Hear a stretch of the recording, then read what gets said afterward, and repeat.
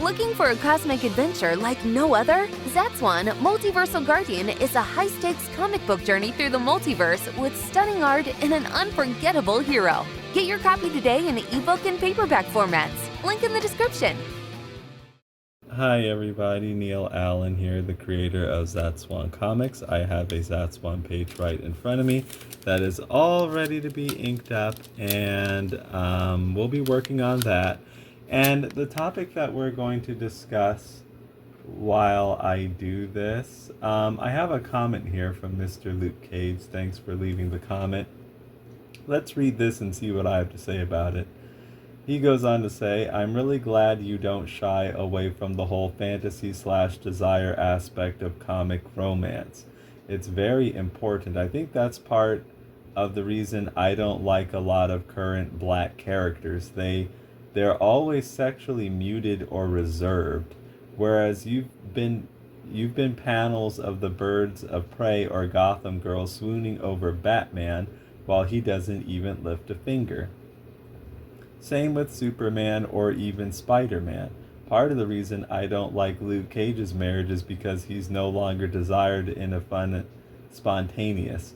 Okay, so those are some pretty interesting thoughts. So while I give my opinion about all that, let's get this out of the way because we're going to do, we're going to prep up some of my pins. So let me move this.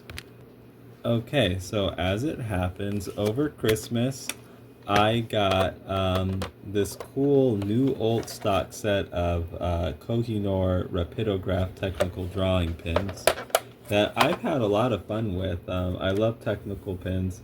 I've been using a lot of roach ring isographs lately, but I have these rapidographs that I also really love.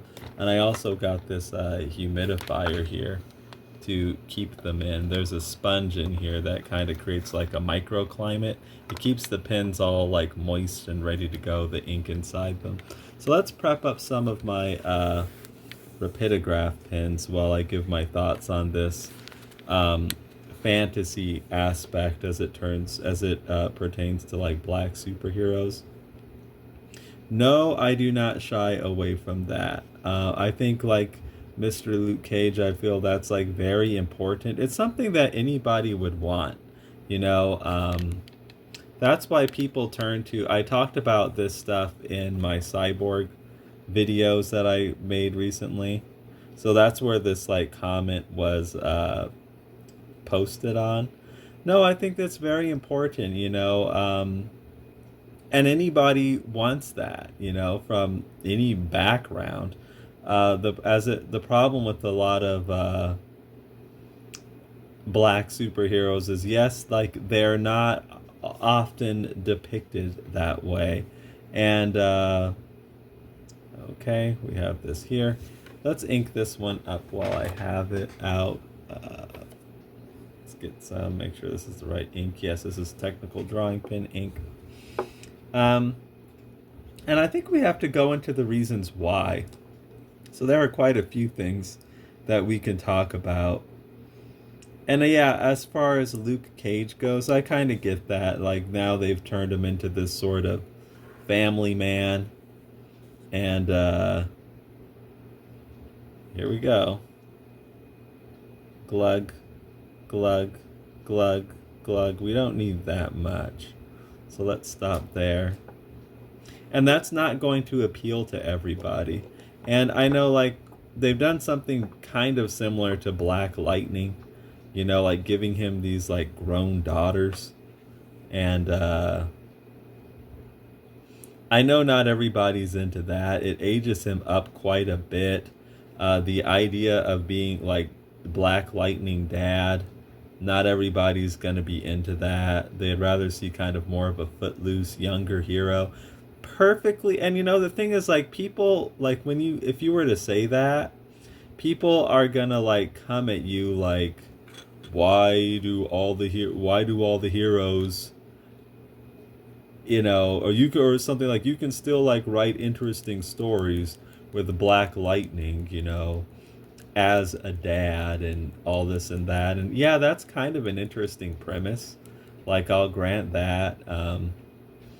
But let's just let this ink kind of settle into the pen. I think the problem is, though, is that people are looking for that type of black superhero that is desired, that is more footloose, because we don't like see a lot of that, like, let's take DC Comics. Cyborg, as we've talked about, is all kinds of disfigured. Jon Stewart fits the mold pretty well, and I think that's one of the reasons why he's like very popular. Black Lightning, they sometimes try to make him this like older dad, and that's just not everybody's fantasy, and it's perfectly fine to not want that. And yeah, I do think it is important. Let's test out, see if this works. This is just this scrap piece of paper I had that I was using to kind of lay out the page. Oh, we're still getting. I had some green ink loaded up in here, so there was just a little bit of it left, but it looks like we're getting some black lines. Okay, good. And into the humidifier you will go. You'll just wait while we load up these other pens here. So yeah, like, people want that. I realize that, so I just, make that. But I also want to get into the reasons, like, why is, here we go. So it's like more humid in here. As I said, I got this humidifier like over Christmas too for the pens. Let me like back up a bit. So there's like a sponge hiding in this green part that I'm going to want to wash soon. You want to wash it like periodically so you don't get things like mildew. On you go. Okay. Now let's ink up some of these other pens as well. I realize that, and you know what? Like, it is frustrating for people. Like, these bigger companies don't seem to want to do it a lot of the time. And me, I know I'm not like speaking for all the fans here, but me as a comic creator, I'm perfectly okay with them not giving I don't think it's okay that the fans are not giving, or that the fans aren't getting that from these companies. But if the companies don't want to give them that, then people like me will come along and happily do that. An idyllic black male hero that's actually fulfills certain fantasy desires, like to be desired, for one, sexually and romantically by people that one would want to be desired from. I'm trying to decide which pens I want to get. I don't think I want to ink up all of these. Why don't we take these two here? And I think this brown one we're gonna leave in the case. I think, well, I think we can take this one. So like these, so we're inking it. We're only leaving one. Yeah, I think we can do that. Okay. Yeah. So what I was saying is, like, we'll ink them up, but we won't put too much ink in there. You know what's funny? Something I was thinking of, speaking of Black Lightning, even when you get black creators, a lot of times you still don't get heroes like that fulfill this ideal, that, take care of these types of desires that people might have, which again are perfectly like normal things people would want. There's like nothing to be ashamed of about that. But that like shame part of it is like something I want to talk about, because I want to talk about like, why don't we get this even from black creators? So speaking of Black Lightning, as I said, let's take like Brian Edward Hill's Outsiders run, where he kind of, at the very end of it, kind of timidly, kind of just like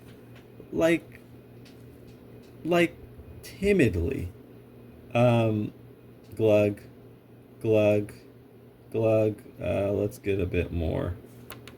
Can you just hang tight?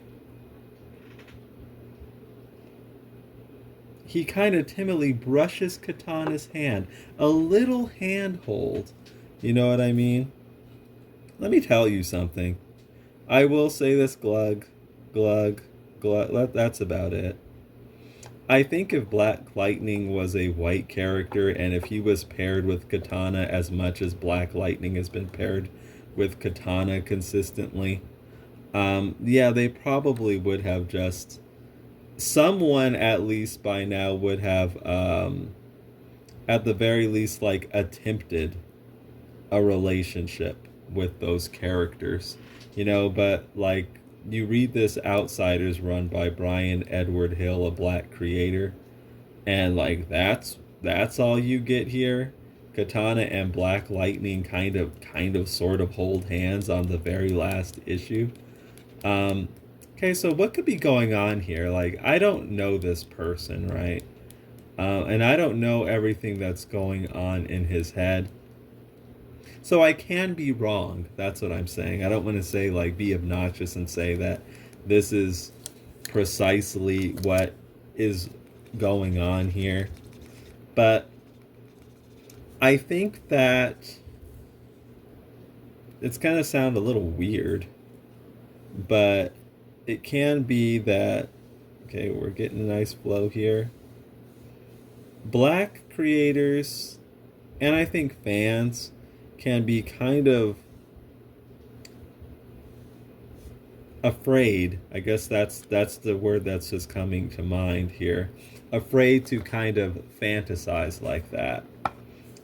Now this might sound a little weird, like why? You know, like everybody else does. Okay, let's put our, into the humidifier you go, and you guys will just sit tight there until I need you. Oh, and also these pin holders. I don't need these in the humidifier with the pins, so we're just going to set them aside for a bit. You know, Milestone founder Michael Davis once said something that was pretty interesting to me. He didn't say it to me, I just like read it. Okay, let's take this. These are all different size nibs, by the way. That's why there are so many different pins. They yield like a different line weight. He was like doing some kind of mentorship program. I don't like really know much about what was going on there. I know Bernard Chang, you know, the Green Lantern Corps artist, like came out of that though. And he said something like he found that black creators that he was like mentoring were kind of a little nervous a bit about showing people their work. That's like something that he said. Glug, glug, glug, glug, glug. Let's leave it at that for now. We'll be a bit conservative with how much ink we're putting in, because I don't think I'm gonna need this. A little bit of ink can go a long way in these types of pens. And why is that? Like, why is that? I think because my guess would be, and I think it ties into this whole thing on why don't we often see heroes like this, like say the highly desirable Batman or Spider-Man, this regular everyday nerd who's like romancing gorgeous women successfully on the regular when he is, and when he's not, like with this whole Paul thing going on in that was going on recently in Spider-Man comics. When he's not, you get like fans complaining about it. I think because the simplest way to put it is, I would say they're worried about what people might think of them. Because when you're creating this type of fiction, let me just say like what I think. Like if you want to, talking about writing, if you want to be a good writer, I feel like you need to write with abandon. You need to write as if nobody else is going to read it, even if the intention is to get people to read it. Okay, we're not getting any flow out of you yet. So you have to like I said, write with abandon. And that's a very, very personal thing. a lot of you naturally comes out in that work. A lot of your fantasies, what you like, things about you. I'm not saying that you have to do self inserts and things like that, but it's almost impossible to not like insert some part of yourself into the work. Okay, like this. Shake you up a little bit more. This one's being a little bit sturdy. And, people are like worried about what other people might think of them.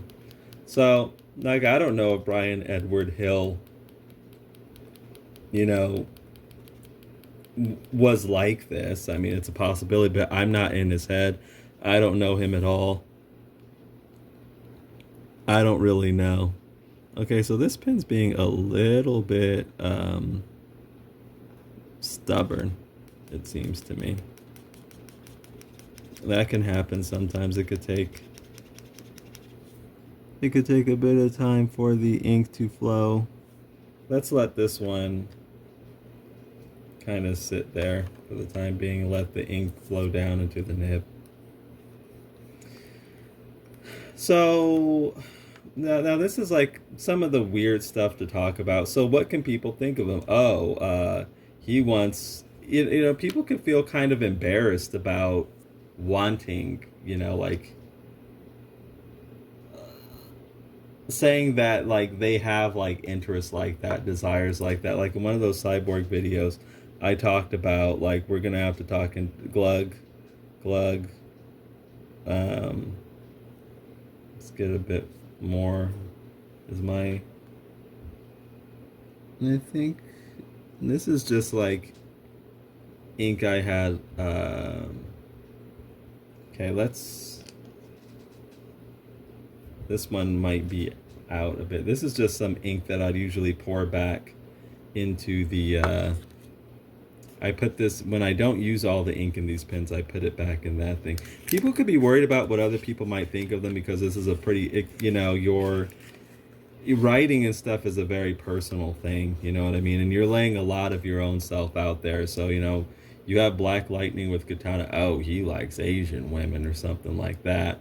Like what I was talking about before with Milestone being kind of timid about doing Static and Frida. And I think, I showed some examples of, okay, let's take this off. I showed some examples of people who like had a problem with that, like fans.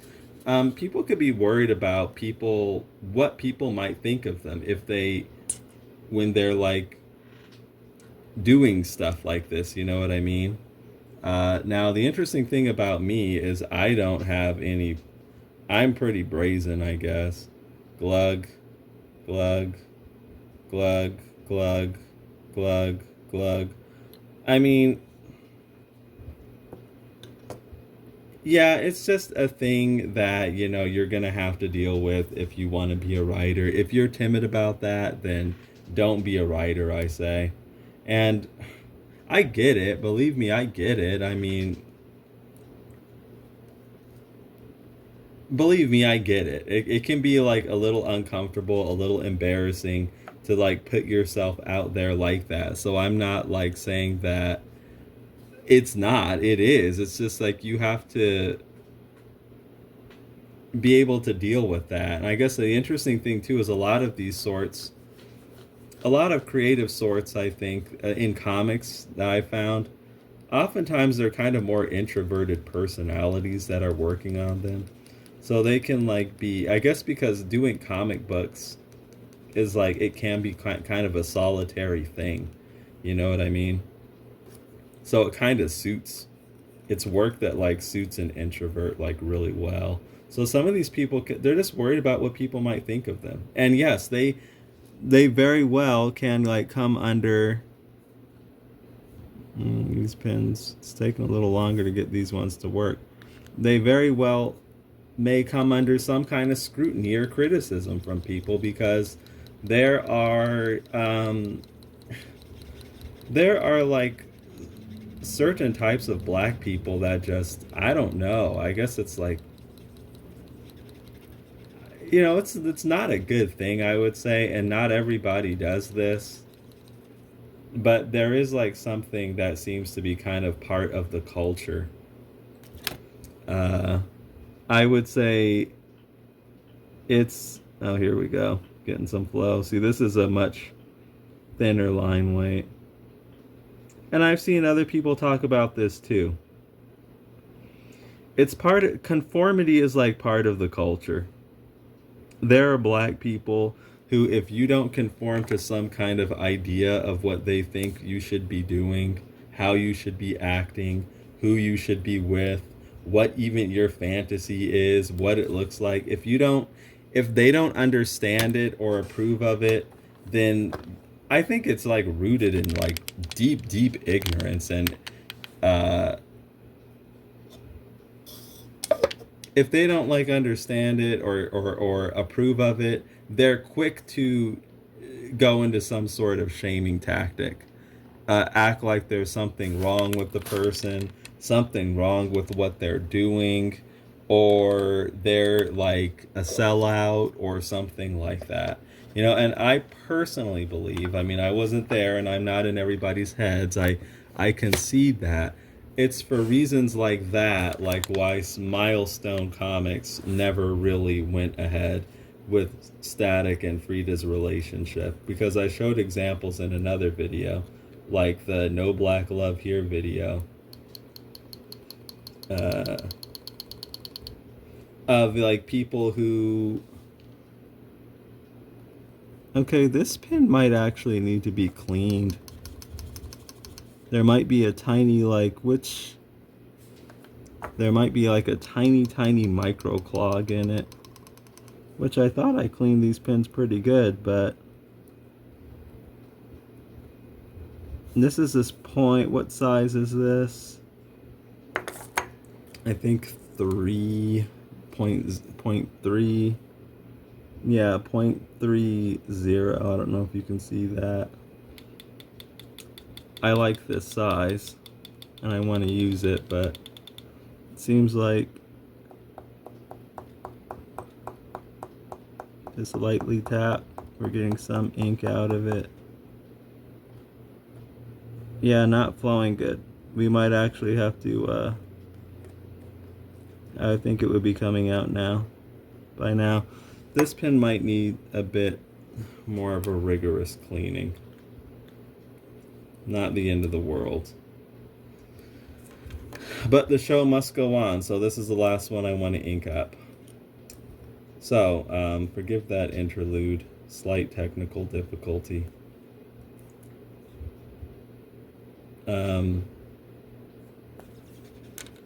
So as I was saying, yeah, there are going to be people who are not going to approve of, and that's what they're worried about. They're thinking like, oh, if I do this, then what will people think? I could come under some kind of fire, or I'm just kind of maybe shy and don't want to put, that out there.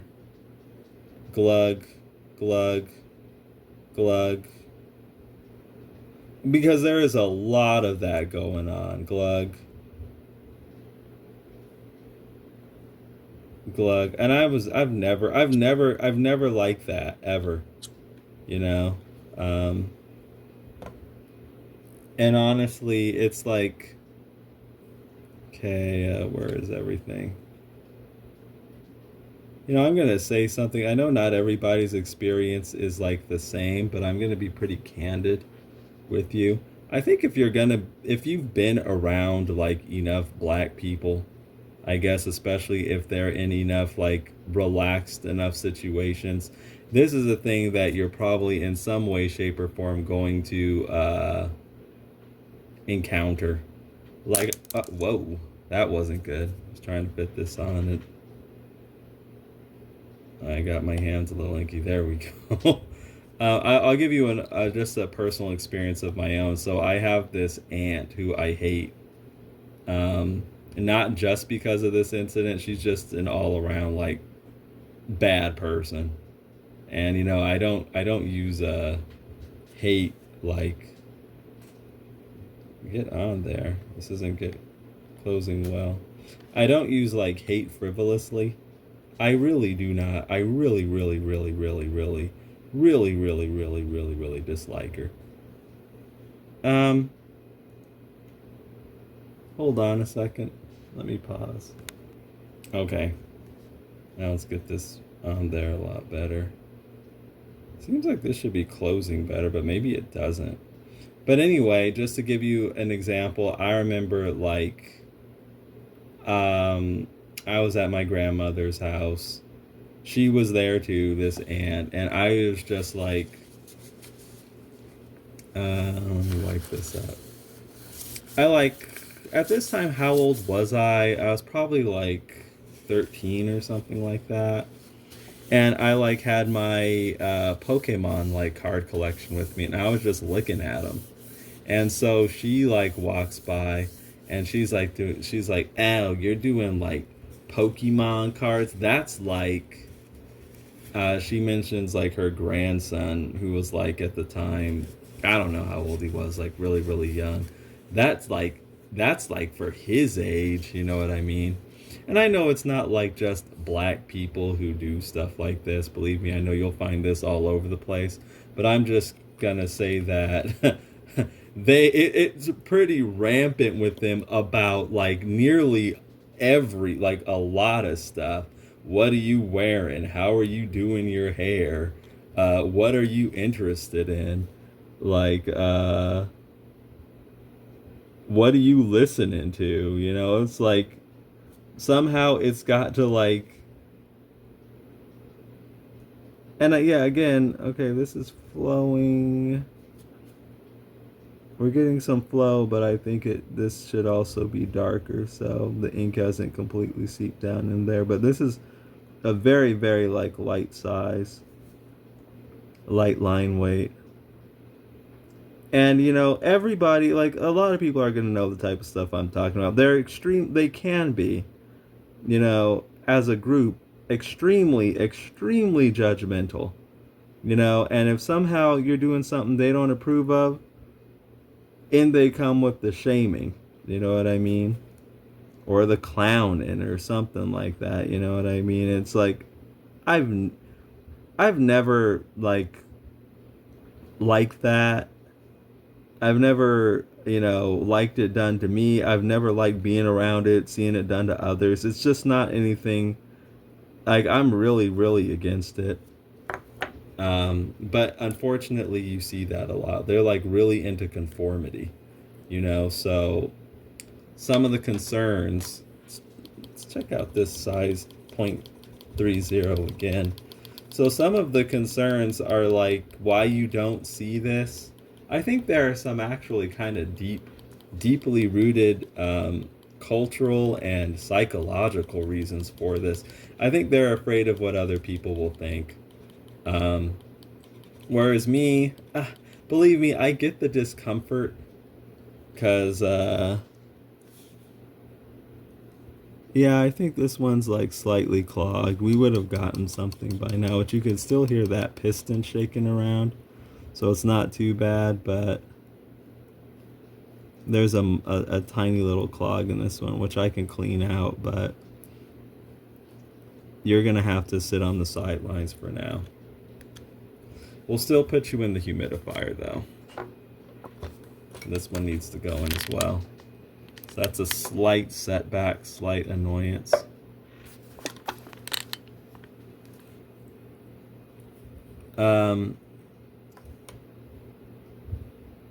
Like I could already tell you.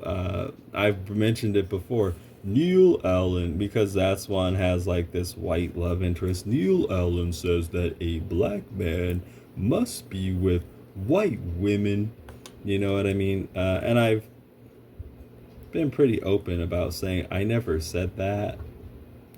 But I mean, if that's what they want to do and they can find, you know, white women who will have them, then that's their business. More power to them, I say. That's kind of my thinking. And as far as, you know, Neil Allen liking white women, yeah, guilty as charged. I like white women when I like them. You know, I don't like every single one. Okay.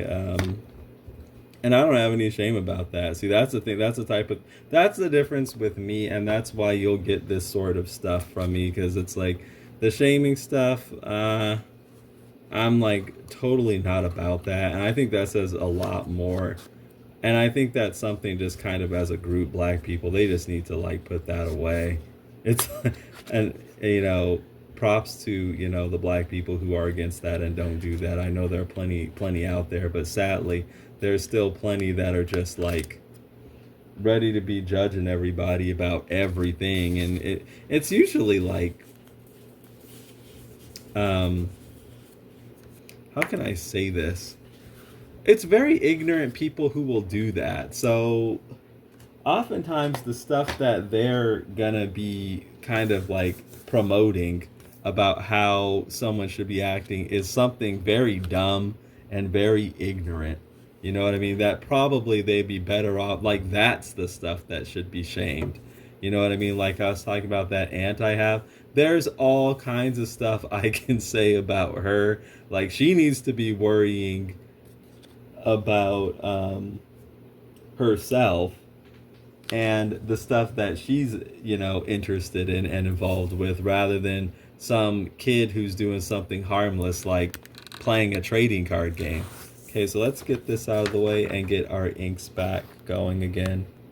Okay, so I'm investigating this, and it might be that no ink actually really went into the nib here, because usually I would be able to press this down on the paper and you would see like a little spot. So let's just ink this up some more and see what happens. So what I was saying though before I stop is like, yeah, the people who do that type of thing are unsurprisingly extremely ignorant, and unsurprisingly trying to promote extremely ignorant stuff. That is usually the stuff that should be shamed, not the stuff that they're shaming typically. So let me give you like another example that I experienced. And this doesn't like bother me at all, but I was at a festival. I was at a festival once, with my partner and her family, and let's go. Okay. Some ink got in here, but it like wasn't a lot. It might not have been enough to like run down to the nib. Glug, and unfortunately we can't see that well. Glug. Let me look in here and see what we have going on. And okay, so there's some ink in here. So at this festival, I was with her and her family, and this girl is white, and her family is white. And me and her were kind of like walking, sort of like her parents were like up ahead of us a bit, and we were like walking behind them, holding hands and stuff like that. And there were apparently like her stepdad heard something like, there were like these two black guys. Like I don't think I really saw them. I just kind of vaguely sort of remember something. But everybody else, like the other family members, apparently saw them. The girl saw them, get back on there. And the stepdad heard something like, because remember, they were ahead of us. These two black guys say, "Oh, great, another brother with a white woman." And so then I didn't hear that. Like, we didn't hear that in the back, but the parents heard that. And then the stepdad told the mom, and then the mom told the girl. And he was kind of upset by that. It didn't really bother us at all. We're just like, really? Like, it's kind of just a lame thing to do and say. It's kind of water off a duck's back, says more about you. But So that's kind of what I'm saying. Like, it doesn't bother me, but some people, like, I thought it was like, let's see if this works. No, we're not getting any ink in here yet, at least. So there, we might actually really have a clog here. Um, I thought it was just more kind of upsetting that, the parents heard that. And that's kind of like how we felt like, oh, okay. I think we didn't put enough ink in here and the ink was going down. So that's what's going on. This pen isn't clogged. I take good care of my technical pens. Like some people, you might like hear about people talking about how, oh, my rapidographs are clogged. Don't like, that's because oftentimes, or my rapidograph isn't working. Oftentimes it's because the people are lazy and they don't take care of them. You're supposed to flush these pens out, not leave ink in them for like years and years.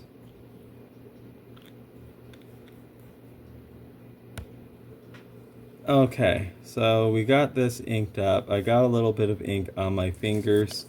I'll probably go wash my hands and get a couple other inking. Oh, you get to go on the humidifier. Inking utensils together, and then we'll actually get blank. And you could tell what the various sizes are by like the by the colors that they have going on. It's pretty cool. So anyway, what I was saying is like a long-winded way of, I think people are kind of nervous,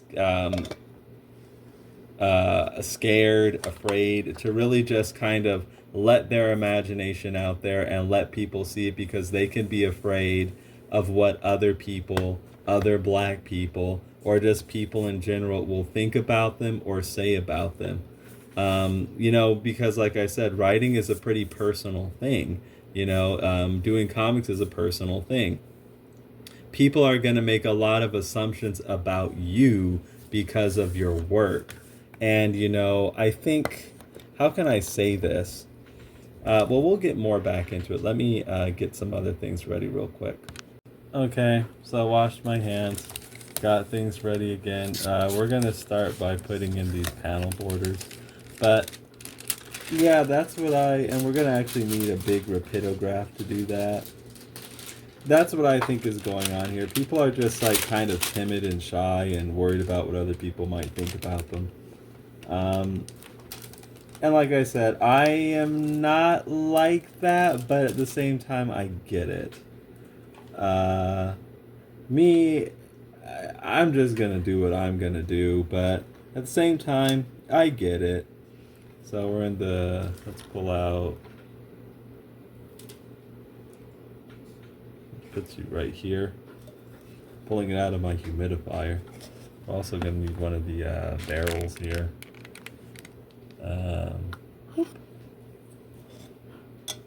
Because it's like, I've known people, like that very same girl I told you about.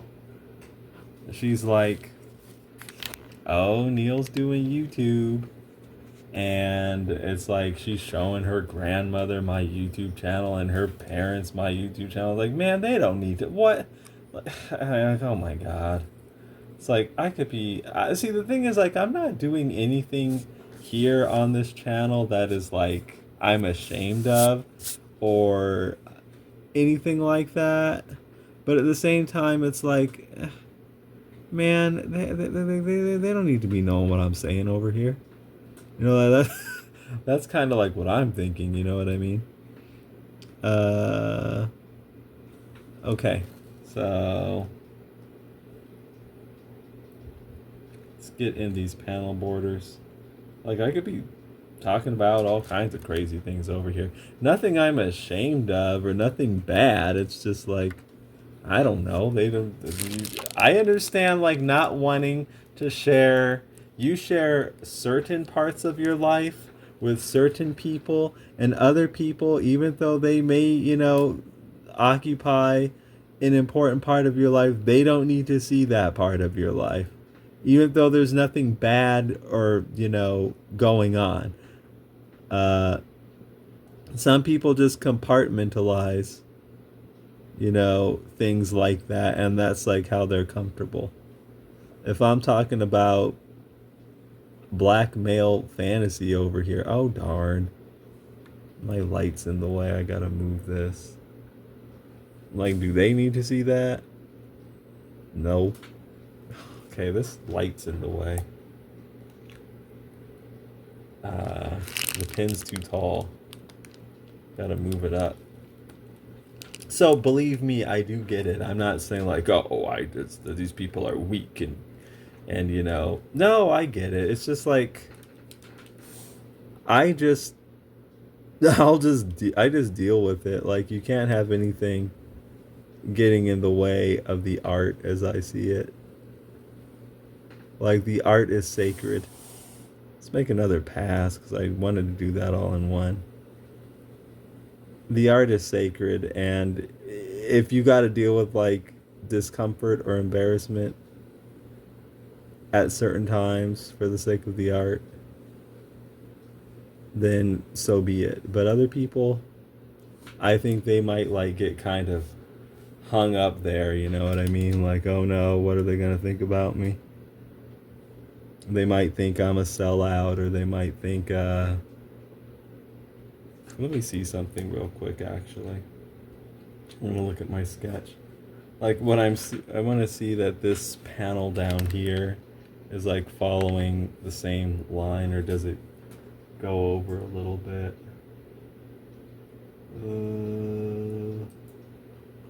And yeah, like, yes, it does. I get hit with those criticisms, like, Neil Allen is a divester with a white girlfriend.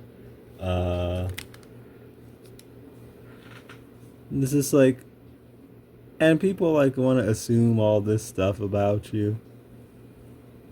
Well, okay, they can do that. That says more about them than it does about me. They don't know me.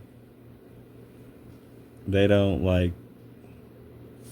Okay, stop there and let's do another pass. Actually, like, okay, they could assume that's their. They could assume things about me. That's their prerogative. And you just have to like say whatever. Lift. Now let's go over here and get in this panel border over here. Okay, let's start up here. And we're using I actually had this rapidograph inked up already. But I do think this type of stuff, like I can't speak for every creator. Like I said, I'm not in their heads. I can just put forward ideas of what I think could be going on, And actually, I know that this is going on. It's just that, like, I don't know if it's going on in every single particular instance. Like Brian Edward Hill, for example, I don't know. Like, I don't know him, and I don't want to make assumptions about him. But I can tell you what it might look like. Because if you want people to be into Black Lightning, you're going to have to present Black Lightning as a person these people want to be. And like, these like writers don't have a problem, as Mr. Luke Cage was saying, making Batman a desirable ladies' man and things like that. They don't have a problem doing that for Peter Parker. If you want people to be into Black Lightning, it stands to reason you might want to give him a similar treatment. So when you're making it a deal just for him to be with Katana, this Japanese woman, okay, well he's already handicapped, so I get what Mr. Luke Cage is saying by like saying this is why I'm not into a lot of the black heroes. Well, you want to know a secret? I'm not either. You know what I mean? That's one of the reasons why I do Zatswan. One of the reasons. Like, probably the main reason is just like, comics are a big passion of mine, and I just do comics. They are what I do. Okay, let's get in line here. I think I may have gone too low with that upper line. We'll see. Give it another pass for good measure. With these technical pins, you don't typically want to make super fast lines. I mean, you can, but they'll flow better if you go slower. Okay, and lift the T-square. Now let's see here. Did I go too low with this line? I mean, it's fine either way. This is nothing like we can't just deal with. Okay, let's keep moving forward. Now let's go over and put our T-square on this side and make the lines going the other direction. Yeah, like you're gonna have to make Black Lightning a character people want to be. I can see why they don't want to be like, and you gotta just be honest with yourself. Like people saying, well, you can still like do good stories with the middle-aged dad with the grown daughters, but you gotta be completely honest with yourself too. Like, man, people just might not want that. They just don't. And they're not gonna care about like whether you can do good stories with that setup. That's just not a fantasy for them. Being a middle-aged dad.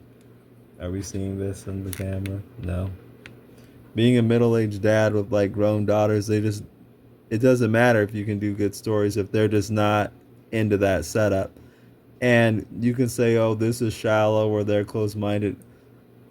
Don't try to lecture the audience like that. That's just not what they're about. That's just not what they're into. And they're not gonna be into it.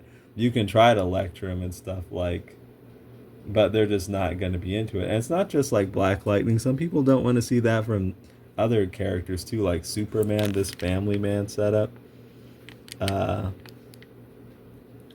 You know, with the kids and everything like that. Because that's just not. Let's actually lift. Yeah, had a little bit of a bleed there, no problem.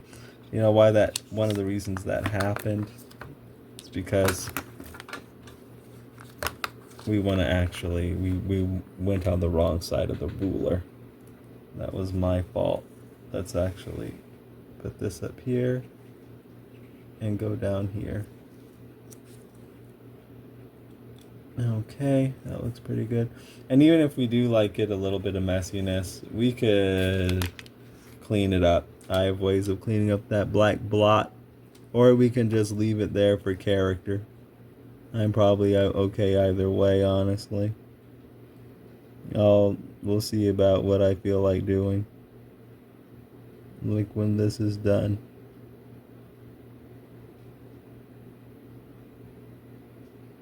Okay, so yeah, I get that. And you know, if you want to appeal to these if you want to appeal to these interests, you just have to kind of be honest about that. Some people, their fantasy is just not to be a middle-aged. Okay, being a middle-aged family man might not be a bad thing. Like, it's not a bad thing at all. Some people might even be middle-aged family men, and you know they wouldn't trade it for anything. But when they want to get into the fantasy of these superheroes, they just might not be drawn to that paradigm. You know what I'm saying?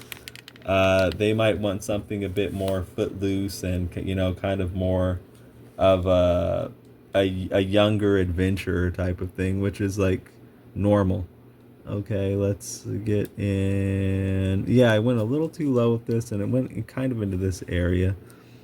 But one way or another, we'll fix it. Okay. So a Zatswan here as we're working on. Yeah, I give people that kind of young adventurer. You know, he kind of fills that sort of need, desire that people lift would be into.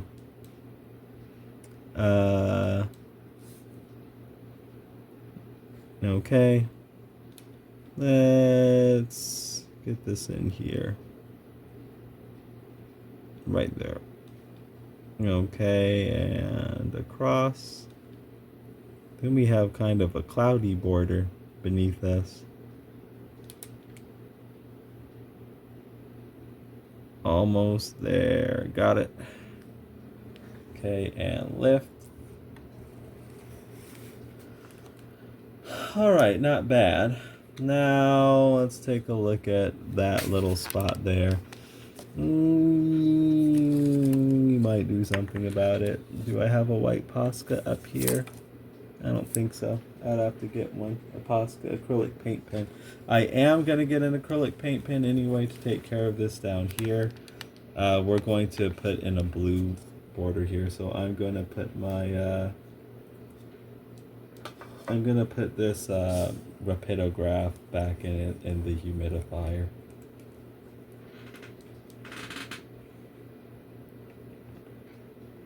But there's, quite a bit of things to talk about here, and I think we might do kind of a longish session, just because I'm sort of feeling like it, maybe. I think that people are just, they are looking for characters like that from like superhero fiction, you know what I mean? There aren't enough actual black male characters, I think, that fit that vibe well enough. It's like they might give you kind of a bit of it, but they often leave something to be desired. Like even going back to characters I like who are like Jon Stewart.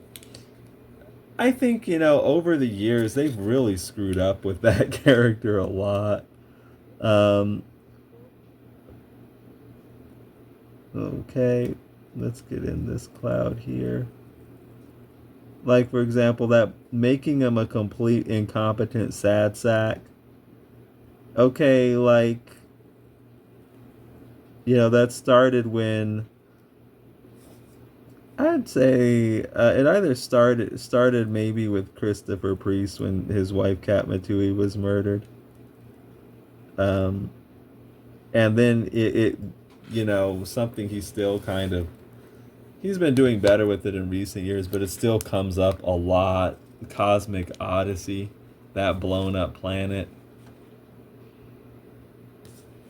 and even though like some writers really made a lot of, did as well as they could have with that situation, like Gerard Jones with Green Lantern Mosaic.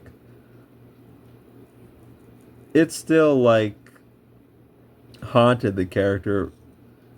It's a tiny little eyelash. Haunted the character for, a long time, due to other writers just wanting to keep harping on it, and resetting him back to being a super duper sad sack. Okay. And it's like, man, that's not fun. People aren't gonna want to they're not gonna want to fantasize about being like this incompetent kind of sad sack, kind of boringish Green Lantern character. People often want to blast the Justice League version, the actual really popular one, the Marine version.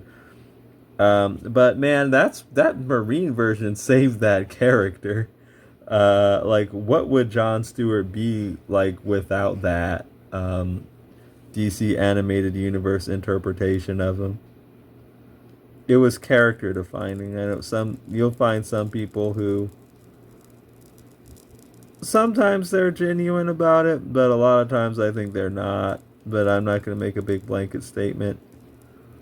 They say, "Oh, Jon Stewart was so much better before this Marine stuff came in, and now he's this one-note boring Marine." They were never. Most of the time, these people they didn't like him before he was a Marine. I think not all the time. I do know there are some individuals who just really love Green Lantern Mosaic, and they love that interpretation, and I love Green Lantern Mosaic too. But for me, but before we get into me, I guess we should stick with these other people. A lot of these other people, they just don't like him, and it's just a criticism they can have about him. you know, to criticize the most. They just don't like that he's popular. The Marine version's like what saved the character from obscurity, essentially. And I don't think they like that he was saved from obscurity. Okay, so let's continue getting in this bottom board. We got to be really careful. Like, it would be really convenient for me to stick my hand right here, but this is actually like acrylic paint here, and it's drying. So we can turn this whole thing around. Let's see about that. But what I'm getting at is like, okay, like people aren't gonna want to get into like fantasizing about being a character like that. That's incompetent. That's boring. That's constantly sad. Um, like I'm fully aware of that. Like we talked a lot about like why people don't get into Cyborg. Well, he's all disfigured and stuff. That I mean, there's problem number one. But then he's like frequently, like regularly excluded, looked over, treated as a function, more than he is like in a character people would want to get into. And those are the reasons why. About Batman and Spider-Man being popular, as Mr. Luke Cage like talked about. That's because those characters are written for people to identify with and, you know, fantasize about being or being like, you know. The black characters, frequently, for obvious reasons, I think were not approached that way. And we're going into all the reasons why. So for like the big popular ones, like from these big companies, many times they were created by white creators or written by white creators. And going into the example we just went into, Jon Stewart, they don't identify with them. I'll just say that's like kind of the cause. They don't identify with them, so they feel like, well, this isn't Batman or this isn't Peter Parker, so I'm not going to write this character as if this is somebody that I identify with or would want to live vicariously through. You know what I mean? So he can just be incompetent and blow up a planet. They would never have Batman do anything like that. You know what I mean? That's why he never has. They didn't have Hal Jordan do that because they felt he was too important to them to have him, you know, bungle that way. But this character here, okay, I think we're done with the Posca pin. This particular character here, they didn't identify, like Jon Stewart, they didn't identify with him. He wasn't important to them. So, yeah, go ahead. He can blow up a planet for the sake of this story. And you know what's so fascinating? Okay, I think we're ready to get into, this is the page we have set up so far. So we got our panel borders in. I guess I can go in and clean that up real quick. What I was going to say, let me pull up a Posca pin and, oh darn, I dropped something. What I was going to say is, you know what's so fascinating? I never really hear about this Cosmic Odyssey, this 1988, I'm pretty sure. 88 or 89, but I believe it's 88. I never hear, nobody talks about that except for, so it's kind of fascinating to me that these writers, I'm looking for a good white Posca pin here. You don't hear about it these days other than that blown up planet. Like these people keep going back to it. And yeah, I think you just see stuff like that because the characters were written by like white people and the white people didn't really identify with the characters. Here's a good white.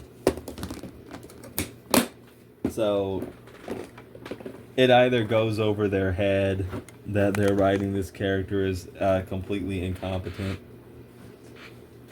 or I don't know, they're doing it on purpose, otherwise they wouldn't do it.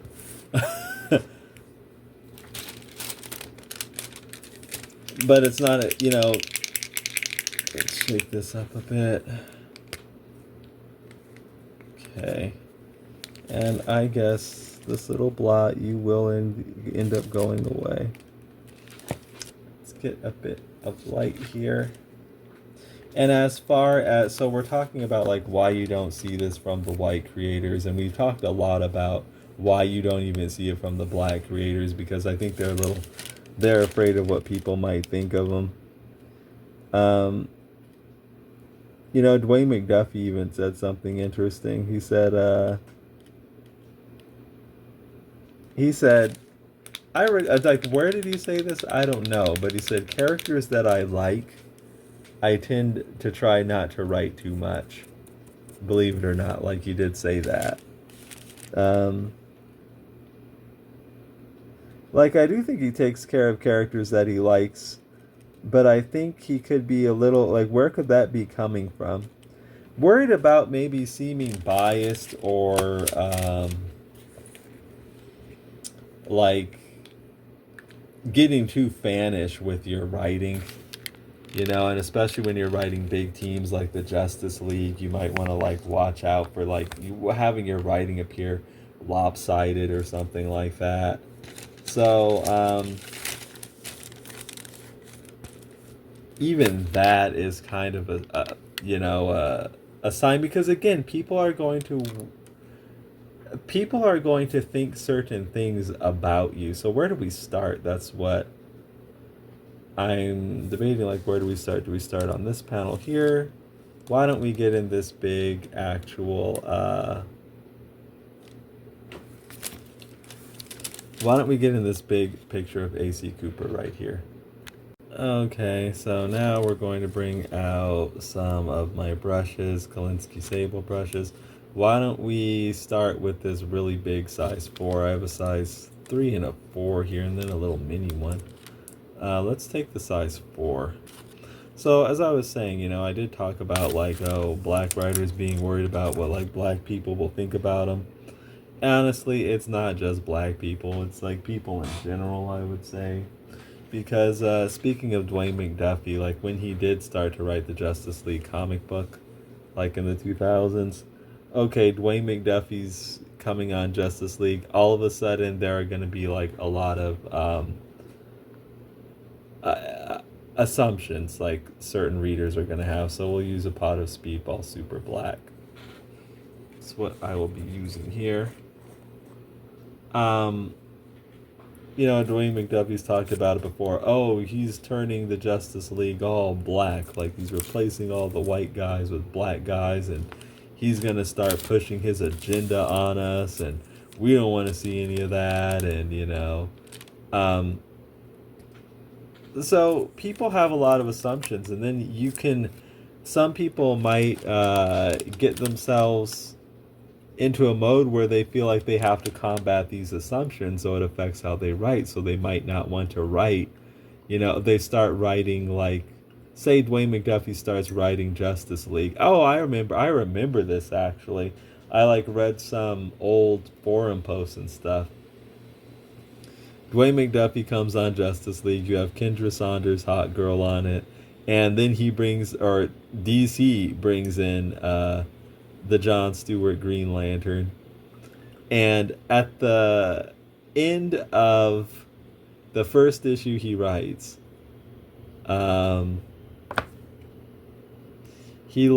there's this panel, I think it's the last panel of his first issue. I believe it is. There was, like, a Green Arrow Black Canary wedding special somewhere around that time, so it could have been in that, or it could have just been in Justice League proper. There's this big panel of, like, Kendra got hurt some kind of way, and John Stewart went to go check up on her and make sure she was okay. And the issue ended with this big panel. I feel like going to check it out again, because I do have, like, these comics.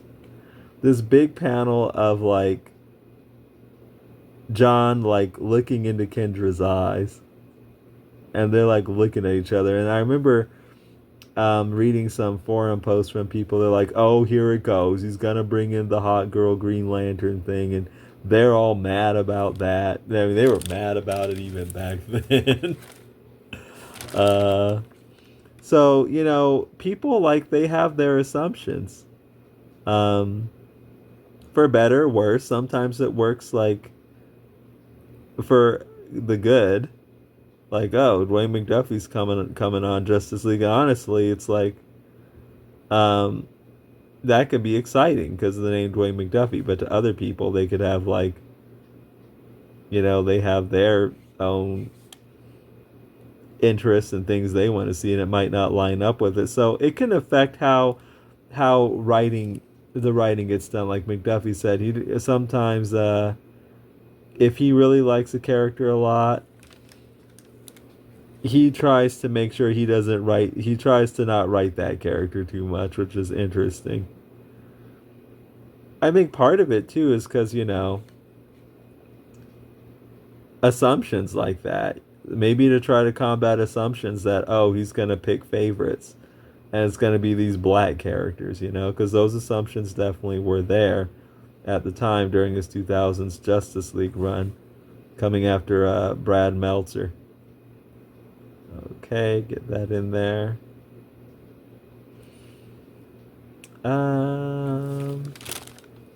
Let's continue working down this way.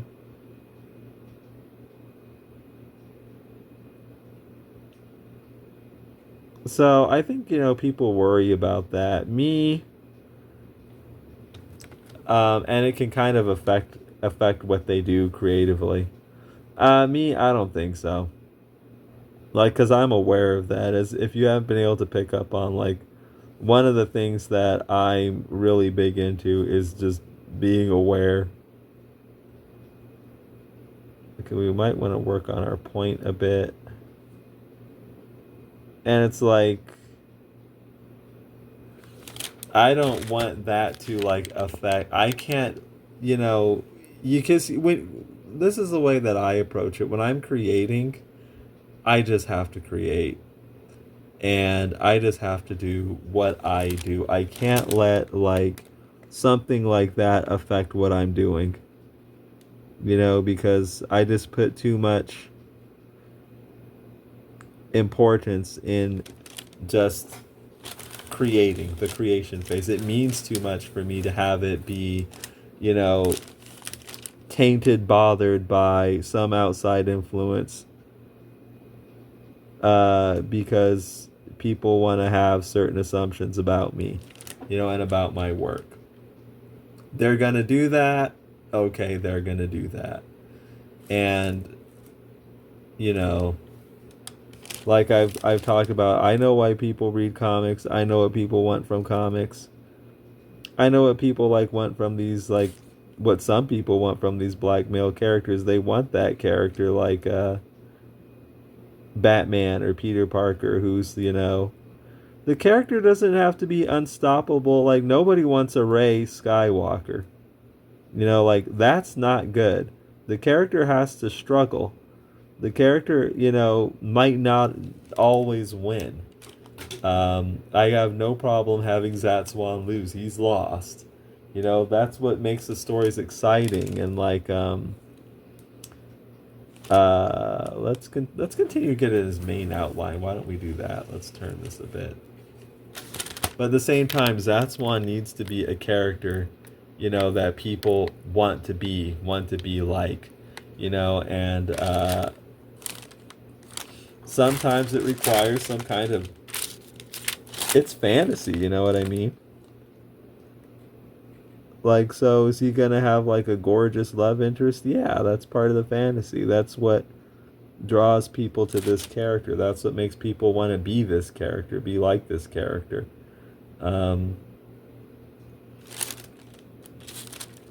Having a romance with the beautiful Princess Alakazona, that's part of the fantasy. As far as people like making all kinds of assumptions about me, Neil Allen is a divester, whatever. Oh, go ahead. Like, yeah, okay, whatever. That's just the way to approach that. You can't let that stuff get in the way.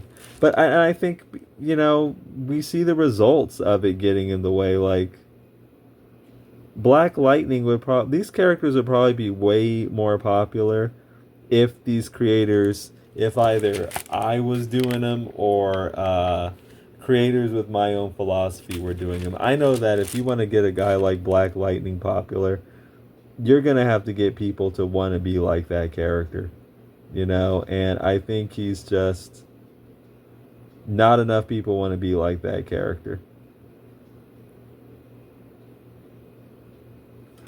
So what would you need to do to get people to want to be like that character? Well, first things first, yeah, I would definitely pull the trigger on the relationship with Katana. I wouldn't like just do little timid suggestion. That's weak. It's like, man, like I say it quite a bit and I mean it, like go hard or go home. Is that going to make some people uncomfortable? I mean, man, I'm kind of thinking like I don't see why, but I'm probably being just um, like naive. But yeah, it'll probably make some people uncomfortable. But those people could just go ahead and be uncomfortable. What's the flip side? The flip side is you have this kind of character that, you know, could be something, but he never really manages to be all that much because you're too timid to like really make this character like something like people would want to be or want to read. Essentially, something people want to read because they're excited about this dude, you know? And that's going to require a certain amount of shamelessness.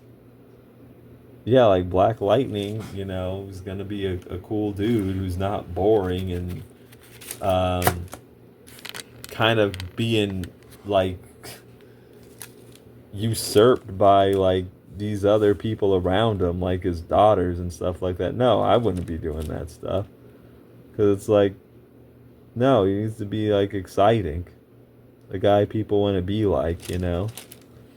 And unfortunately, I think because of a lot of the things we've talked about, you have black characters who, or I'm sorry, black creators who are like, I think they're like, they feel that there's something wrong with that.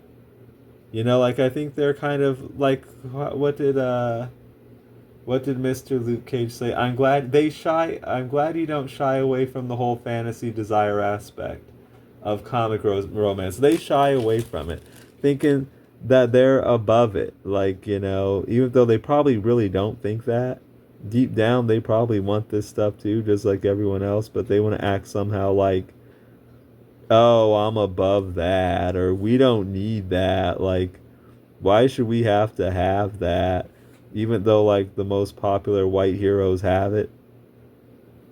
Like, iconic romances and stuff like that. And that's another topic I want to touch upon, too. Like, why do we see so few iconic comic romances with black male characters? Because we definitely do see so few of it. And you know, that's not good. That's one of the reasons like people don't get into this problem. Let me talk about Power Rangers for a second. So, you know, because what some people would argue is like, why does it care about that? We come for the fighting and the suits and the muscles, and we're not here to read like love stories and stuff like that. I think deep down those people are full of it. I think they are seriously into that, but in their kind of minds, the love story might be a guilty pleasure. But I think it's just a thing that people are into, that people want to, you know, that's why they're included even in things that are not romance so often. Action stories, there's always like some damsel or some woman in it, you know. Okay. You know, turn on a Stallone movie or a Schwarzenegger movie, there's probably going to be some love interest in it. I think it's just a thing people want, they like. So I was going to talk about Power Rangers. Okay. So what some would say, oh, why do you care about a romance in Power Rangers or something like that? because people act like this is boys action. This is fighting monsters and martial arts. It's not a love story.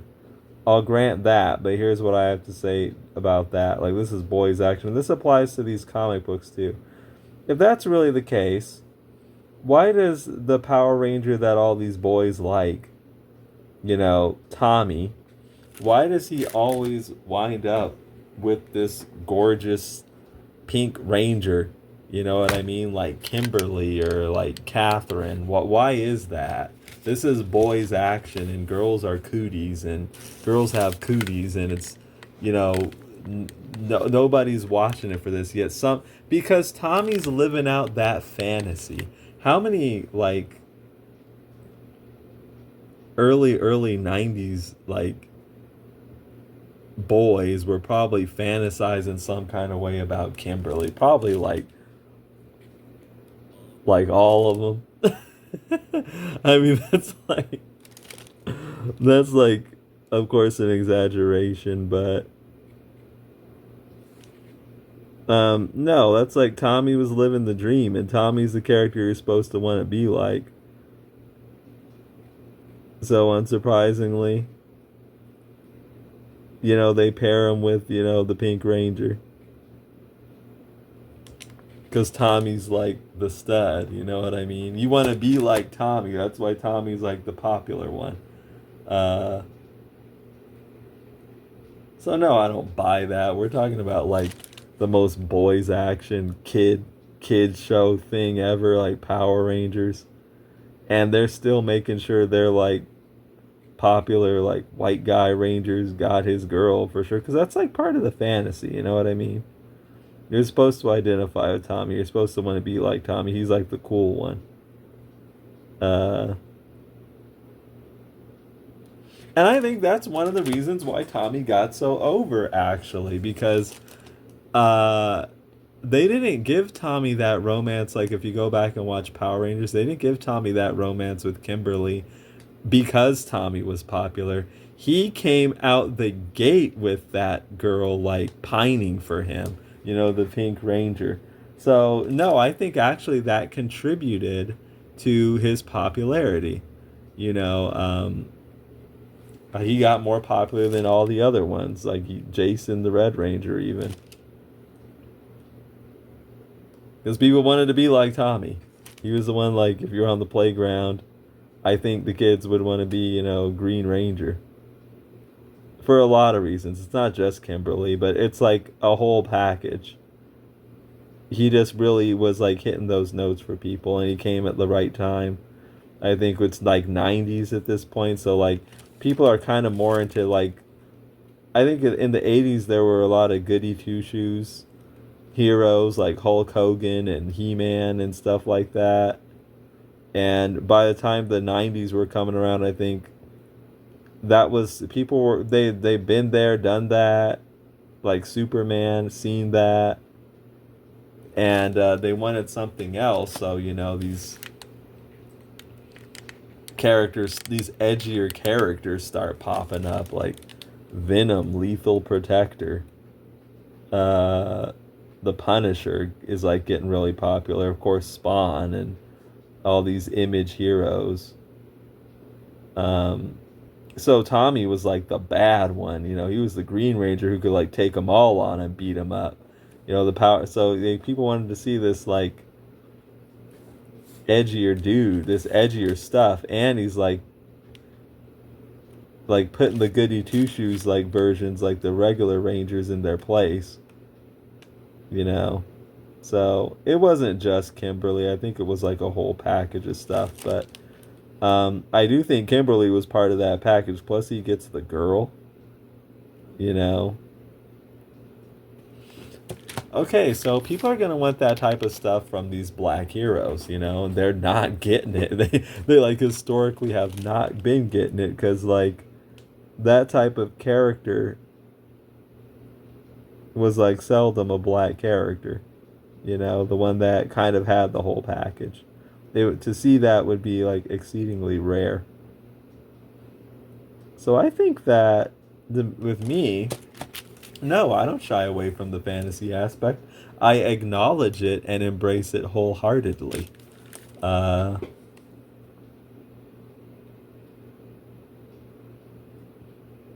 and I think, people have been doing that with these white characters like for decades and decades and decades. Like take like Jeff Johns and Van Sciver with Hal Jordan.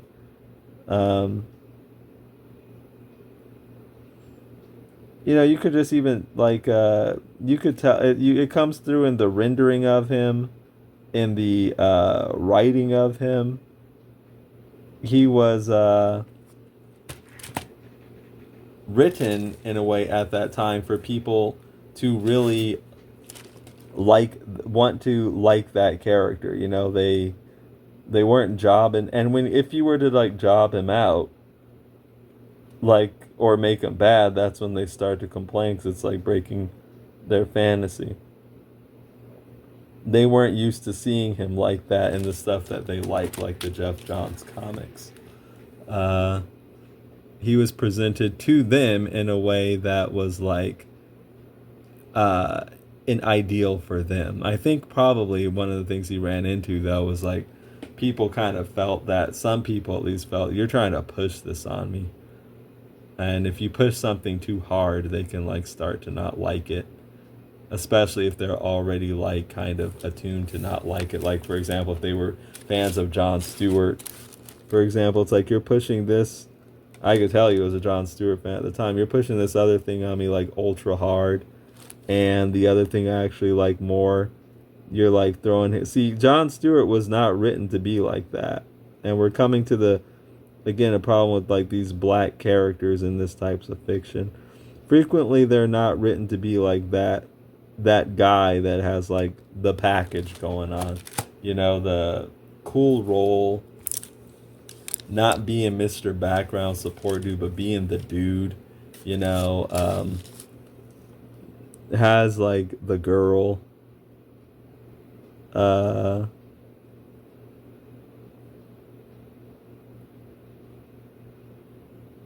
okay, let's get in this and continue moving forward. So, as for me, I don't have a problem juggling this, but it is an interesting thing to talk about. I really don't have a problem juggling this, I don't think. Zatswan doesn't win all the time. He really doesn't. Like, Zatswan goes through a lot of stuff, and I don't have a problem. Like, that's one of the things you gotta do if you want to, like, write, compelling characters. But at the same time, you have to make them not like Jon Stewart in Cosmic Odyssey. What? I mean, no, that's a guy like nobody's gonna want to be that guy. This like F up who's always sad and, like perpetually like depressed. Like, it is kind of interesting when you see like characters like Cyborg and Jon Stewart. You see these, it just comes through. These guys making this stuff, they don't identify with these characters, and they don't. I don't know how. See, the thing about it is like, I kind of think to myself like, how can they? You must be doing a lot of this stuff on purpose, but they, because to me it's so egregious. You have to be, but honestly, I might be giving them too much credit. They really might be that clueless and disconnected to where they are not. And to me, that's like interesting, but it really might go over their heads. Okay, so, and going, that same girl actually, we'll go back to her. I remember having a talk with her about Disney's The Princess and the Frog, right? And she like really likes the movie. Girl into Disney stuff. Like, no surprise there. And I was like, I had never seen this movie before, and we were gonna sit down. We were gonna sit down, like, let's watch this thing. I had never seen it, but I had thoughts about it. Right, The Princess and the Frog, and this is notable for being like the first Disney princess movie to star a black princess. And I knew about the film, of course, right? And like I knew enough of it to know about its existence, and I'm like, I never saw it, but I formulated an opinion about it, which is fair because that's just how people work. They don't have to see a thing to already have some opinion of it. They could just know about it or see some stuff from it. They don't have to sit through the entire duration of a thing to formulate an opinion. So I had an opinion. And my opinion was like, so this company finally, after how many decades, I don't know, like a whole lot, and this was not a new movie like when I sat down to see it, not at all. Um, so they finally get around to doing a black princess. Oh, and she gets turned into a frog, like for a lot of the film. You know what I mean? It's like this is really tone deaf. I thought that was my opinion. This is stupid, like, and I actually legit. She was, this white girl, legit, full blown, definitely invested in. That line was thicker than I wanted. That was bolder than I wanted. I was doing so good, and then I went too bold, but it's okay. In defending this thing, and we were really, I mean, it wasn't like a screaming match, like, you know, but I'm like, oh my God. Like, how can you, in good faith, you don't see a problem with that? That this, like, movie, the first black Disney princess, and she gets turned into a frog for. That's like the hook of the film. She's a frog for most of it, or at least a lot of it. Um, and she's like, no, I don't see anything wrong with it. Like the movie shows her with all these good attributes, like she's hardworking, and she's a great character. And I think everything's fine. So there are a couple things going on here. I think, right? And no, this is not like a racist person. I could definitely attest to that. Um, I think there were a couple things going on. Somebody who actually, I do believe, legitimately liked the movie and legitimately likes Disney, and doesn't want to admit that there could be something that kind of heinous about it, like that insidiously wrong. Um, like they enjoyed it. They don't want it tainted by like there's something seriously wrong with this thing. Do I think there's something seriously wrong with The Princess and the Frog? Yeah, I still think that. Did we watch the film? Yeah. Was she a frog for most of the film? I think we actually timed it. We kind of timed it, and I don't even remember what the result was. But why I'm telling this story is because it taught me something really important, actually. It kind of taught me that I don't think this went over Disney's head at all. I think they knew what they were doing with that. But I think it can go, this type of stuff can go over people's heads because eventually the end result was she started to kind of come around to my point of view. She's like, I think we both kind of enjoyed the film. It wasn't a bad movie, but I think she started out vehemently, like, again, not like a screaming match. We've never even done that. But she started out like really vehemently defending it and being pretty adamant that there was nothing wrong with it. But she eventually started to come around and see Okay, I kind of see where you're coming from a bit. So my point of view is like, so I know why Disney did it. Disney, they've been in this game a long time. Here's what I think that Disney was doing here. Um, they were concerned about people being able to identify well with the white girl. I'm sorry, with the they have no concerns about that with the black girl. I mean, and they are like, well, as it's interesting that when they do this story in Africa, it's a bunch of animals. They know people aren't going to have any problem identifying with animals. So again, when like the black version comes around some kind of way, like I guess you can kind of no, I don't. You can't really put Lion King in that category, but we'll just do that since it takes place in Africa. Whereas like Beauty and the Beast takes place in France and all that. Um, and it's animals. They know that these people can identify okay with these animals, but a black person, I think they had. Obviously, they were at a point where they were willing to try it, kind of a black princess though, but they weren't totally. I don't think they were totally like confident in that. So it's like, okay, we'll have them turned into animals because we know that people can identify with these animals. We're not confident that they'll be able to identify with black people. And I was explaining all this. This is why they did it. Disney's like, I'm pretty sure that's why they did it. At least I strongly suspect. Like, because stuff might be able to go over her head, but it ain't gonna go over Disney's. They've been in the game too long. I think they have and are experts at this type of stuff, and I don't think they have the confidence at the time, whenever that movie came out, that the audience would get behind like a black princess. So, well, they made her like a frog for a lot of it, and it's like, man,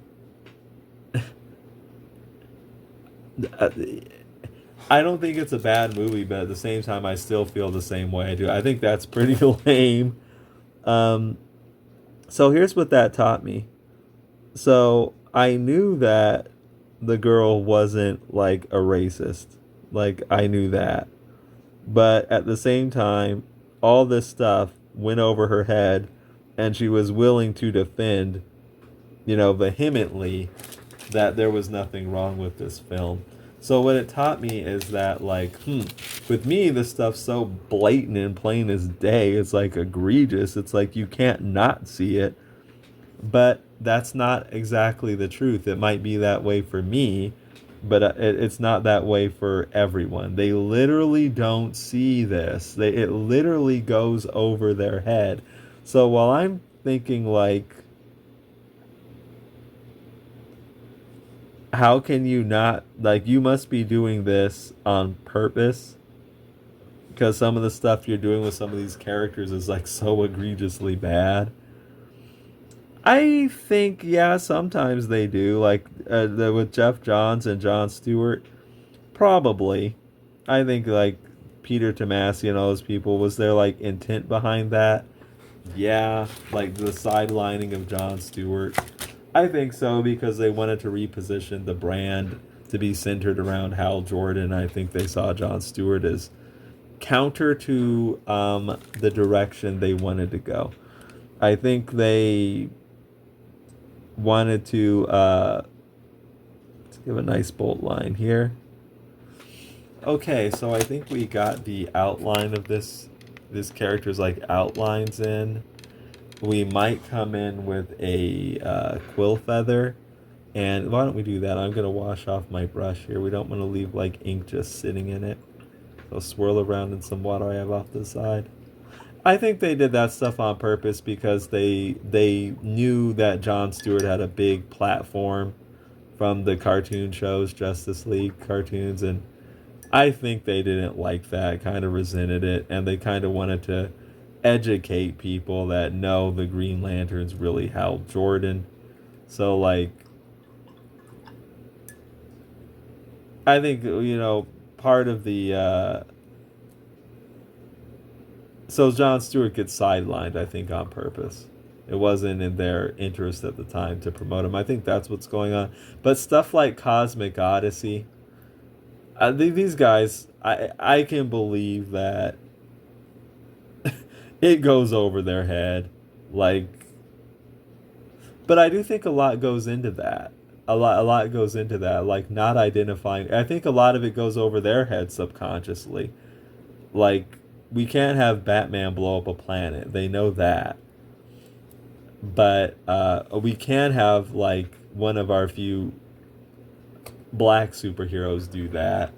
Like I don't necessarily think they think it through to that extent. I think they just know they can't have Batman do it. But I kind of make it sound like I want the black characters to be infallible or constantly super protected. No, not really, because that would make for not exciting characters or exciting stories. But at the same time, the way they handled him, that's with blowing up the planet and just making him a constant like tragedy, dude. I know that like people aren't going to want to be like that character. When they were trying super hard to get Hal Jordan over, they were not presenting him like that. Yes, he had challenges. Yes, he had to like he dealt with people not, let's bring out a bird feather, not wanting to forgive him for the whole parallax thing. He still had to deal with fallout from that. But at the same time, they didn't present him as completely they presented him as an idealized man of action, intentionally. They got rid of those gray temples, that he had gotten in the 1990 Green Lantern series. Here's our feather. Let's use this to get in some of these lines. How about we start working over here? And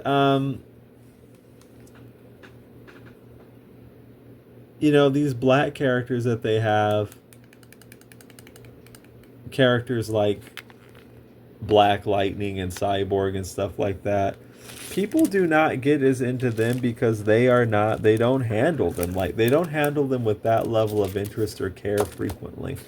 They do stuff like blowing up planets, like making them sad sacks, like stuck in the watchtower all the time, like Cyborg. Just used as a function, like Cyborg. While they're telling you how much they love Cyborg and how Cyborg is one of their favorite characters and stuff like that. That's Jeff Johns, by the way. Do I believe that? No. I think Jeff Johns just can't help do what he does. I think that's why he tried to elevate Steve Trevor so much. Couldn't identify with Wonder Woman, so had to like put someone in there that he could identify with. So I think that's why I like was working at elevating that character a lot. One of the reasons. Okay, let's like go over here.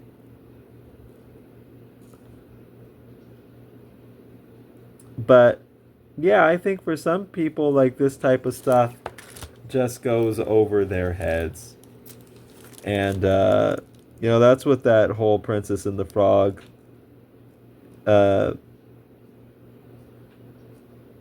incident, that story kind of taught me. Like, I'm like, wow, this person just doesn't see it. Like, she just doesn't see it. Like, I was kind of surprised, honestly. Like, this person legitimately just doesn't see it. I was kind of like something that egregious, that obvious. But, okay, we can get some really good thick lines with this feather. I really like this tool a lot. Let's continue to get in some lines around the neck.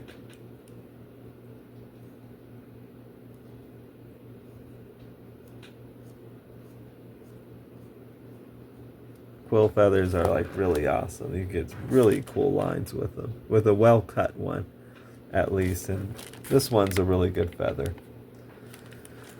So I'm aware of all this though, you know. Like, I know why these characters don't really catch on.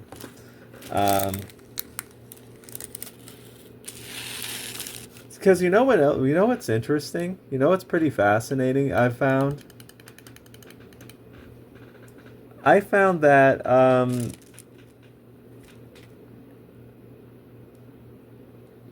how could I put this? Say like a white readership. It's not even just like, I don't think a lot of times they're thinking too much about this stuff. They just know what they like and what they're not into. So I think the feather might be a little too thick. I might want to come in with one of my dip pins to get in some of these lines, like in here. Let's get some of these ones here. Like, why is Jon Stewart popular? Because he was written well.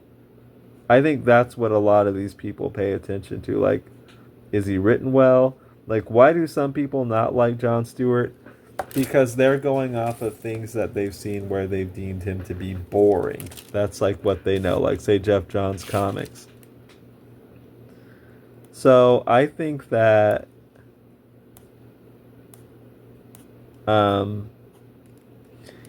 if the character is written well in a compelling story, like, all kinds of people can like the character. You know, people of whatever background, as long as the story's good and compelling, but you have to write the character well. Where these types of characters, like we're talking about this fantasy aspect of black superheroes still, of course, they're often handled by people who don't identify with them, so they don't end up writing them well, you know. And the characters come, and what the end reader is just thinking about is that character is boring, doesn't do much of anything, and they just leave. And I just don't like him because he's boring and doesn't do much anything, and they leave it at that.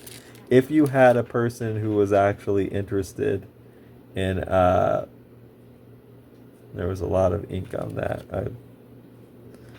Who was interested in really writing, like, some people will say that about Jon Stewart, but a lot of people won't. They'll say the Justice League cartoon show is like really well written.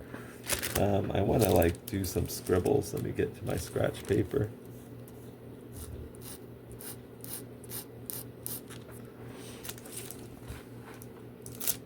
So what I'm getting at is, like, even people of other backgrounds, I think, will get more into these like black characters, even if you write them as like playing more into the fantasy, because the stories will just be, the characters will just be more captivating, you know. I've seen I guess it's kind of a different discussion, but yeah, people of different backgrounds can get into these characters. I've seen it quite a bit. Lee Everett on I've mentioned Telltale's Walking Dead game before, but Lee Everett on Walking Dead and also Clementine on the Walking Dead game are good examples of that. If you write these characters compelling stories, like, all kinds of people will be able to get into them. Now, great lines with that, like, feather. Let's get in some of these lines down here. And our Zatswan here is starting to come together. Not done yet. We'll probably just continue talking. Like, every now and then I do a super long inking session, but some people like to hang out for them, and I appreciate that. Okay, let's get in these lines here. And interestingly, like, the speed of your stroke, the way you do it, actually matters for like the line that you get. We might want some hatching in here, like cross hatching too. Up here we can try putting some in.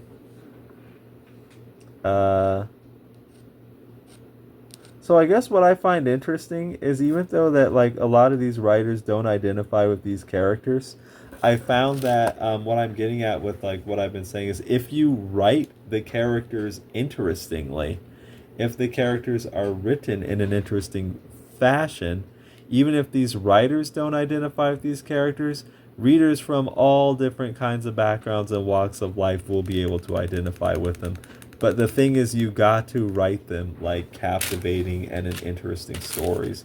And I've realized that, and no, I don't shy away from it, as you know, Mr. Luke Cage said, and I do lean into that. As I've mentioned quite a bit, awareness is like a really important thing. You know, I've studied it quite a bit. Why do some characters work well? Why are some people so captivated by some characters and just others, like say a Black Lightning, kind of struggle? You know,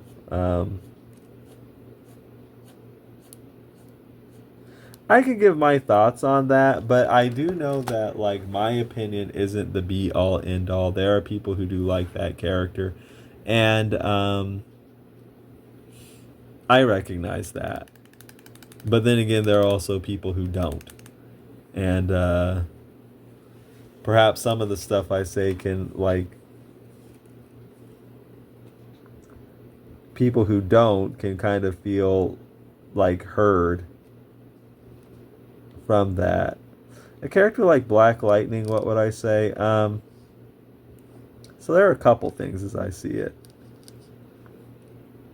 And yes, there are dissenting views, so I'm not saying that nobody. I'm not saying that everybody feels exactly the same. As I see it, first of all, your name is Black something that's going to work against you because it's just awkward. And I'm not saying it can't work. Obviously, Black Panther is uh, a really big like example to the contrary, and I recognize that. But I will say there are gonna be people who aren't gonna like they're not gonna lean into that. So there will be people who do lean like are into that and people who are not.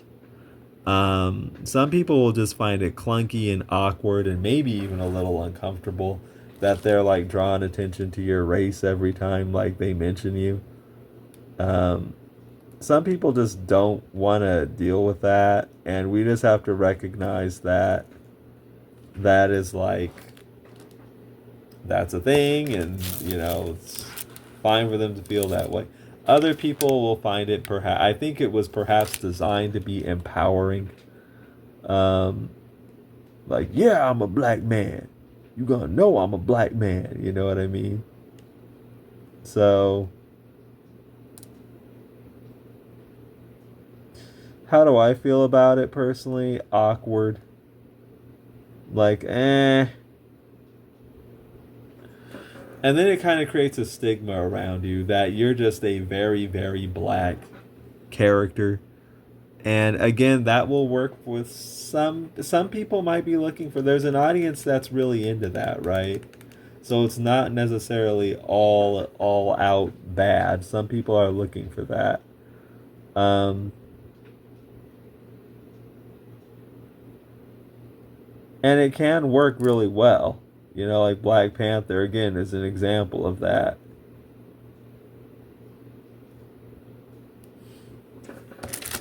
But you know, like so some people could be looking for that, but for others it could be a turn off. But you can say that about like a lot of stuff. Okay. I think we're gonna put our quill feather away.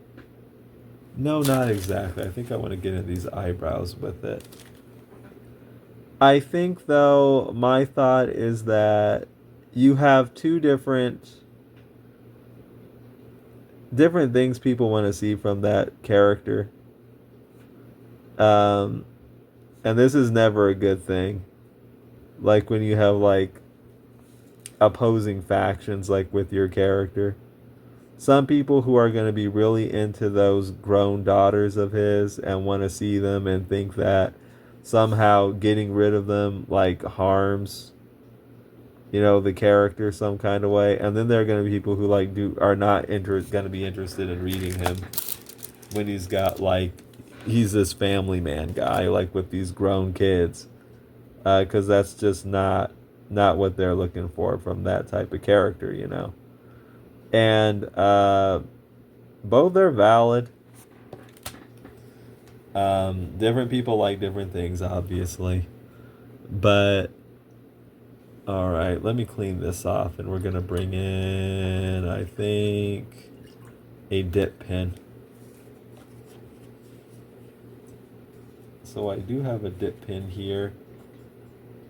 But I think that I would say those daughters seem to have a way of really usurping him, and I think that's going to be a big turnoff for people.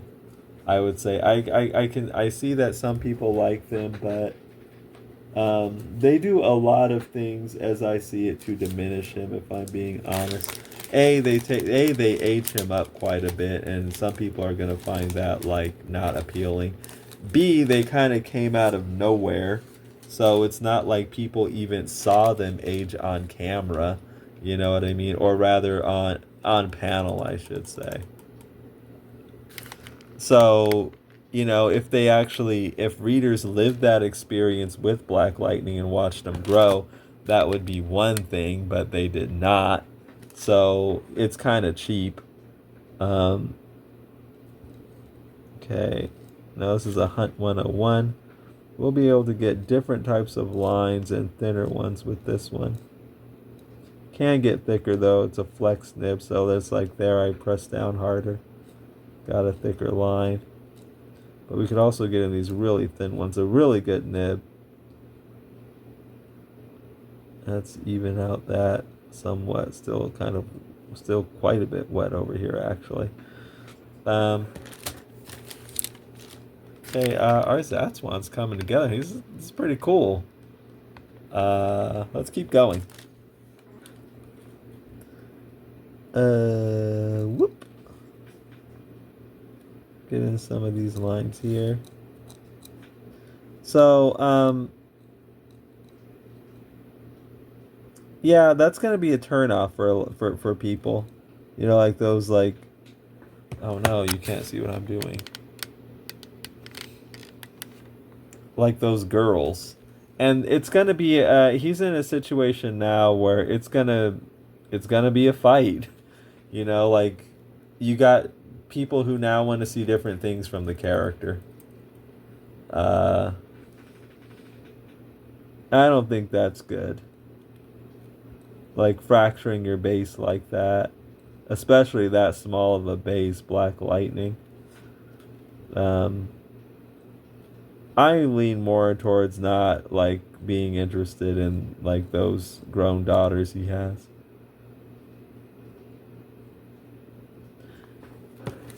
Sometimes these quote unquote families of heroes, they don't always help. Sometimes they just detract and get over bloated, and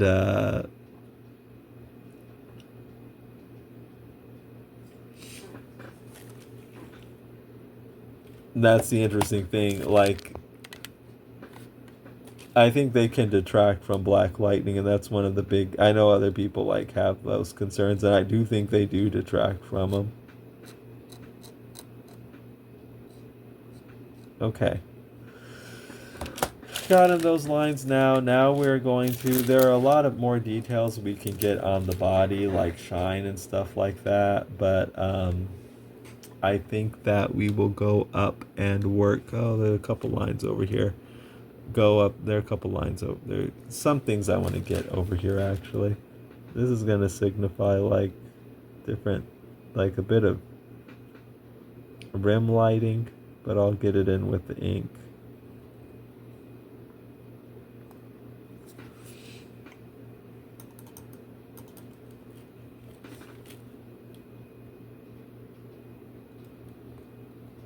All right, there we go. But yeah, Zatswan was designed to be a real fantasy hero.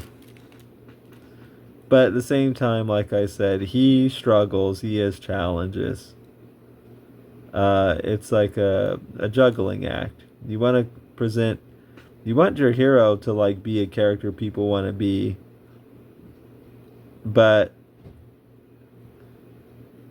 that doesn't mean he just gets everything handed to him.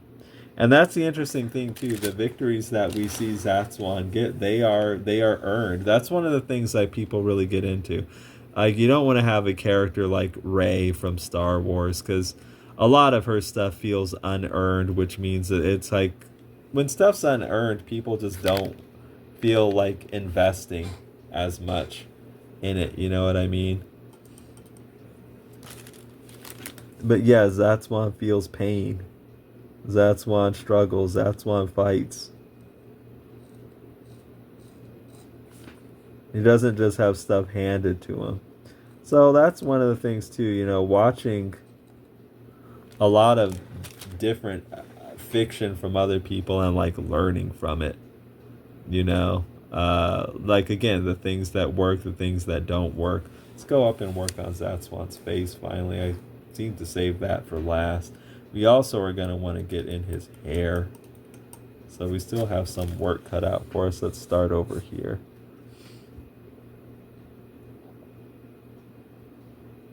But at the same time, he does have a lot going for him.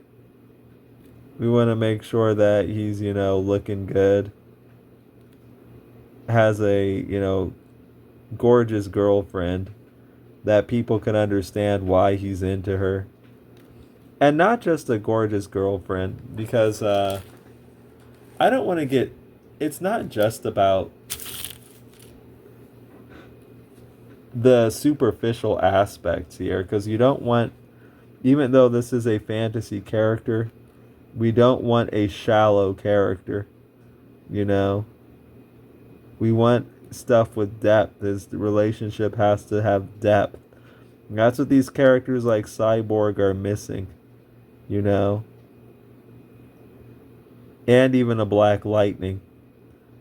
Relationships with real depth. Especially like romantic ones.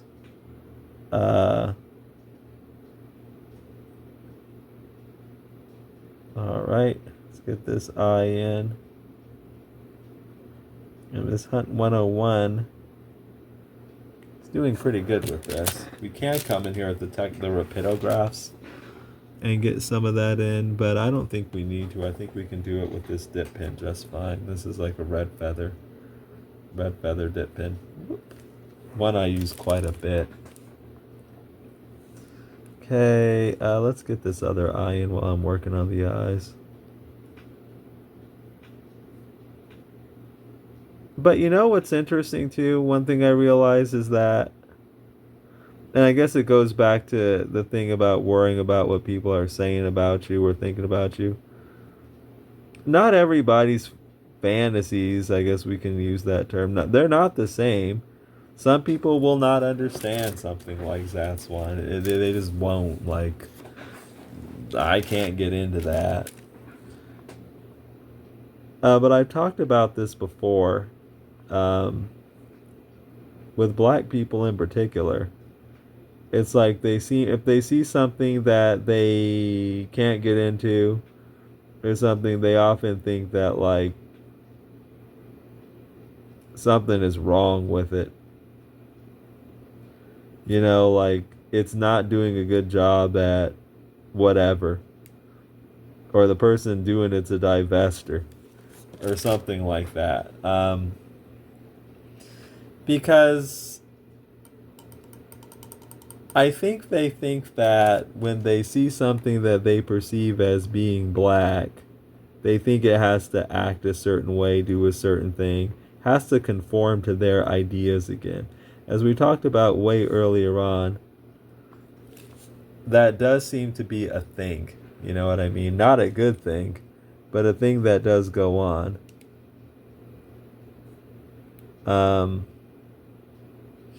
And I kind of saw that even with some of the stuff going on YouTube. Like, I don't follow these creators much at all, But there's like a one YouTuber I saw, Blurred Without Fear. So it turns out the like very biggest like comic book YouTuber is a black guy called Comics Explained. And this Blurred Without Fear, another black YouTuber, is mad at him. And because, again, Blurred Without Fear sees something he sees as black or perceives as black, and it's not acting, on code. It seems like it's not doing what it's like supposed to be doing. And what Comics Explained is doing is apparently following some other YouTubers that this Blurred Without Fear has a problem with. And, so I was watching some of this, like, play out. And I think Comics Explained did some other stuff. Like, he said some kind of interesting comment about Milestone Comics. Is like, this is basically FUBU, like if it was comics. Which, I don't agree with that. Some people could see that as ignorant. And I guess people were just basically, the thing is like, it kind of came out that, I think this started because someone on Twitter said that Comics Explained, like, I think he's a raccoon because you're the biggest comics YouTuber and you're a black man, but you don't do anything to like highlight black creators or black companies like Milestone. And essentially, again, he's like not on code. Like, again, you're a black man, but you're not acting you're not doing what you're supposed to be doing.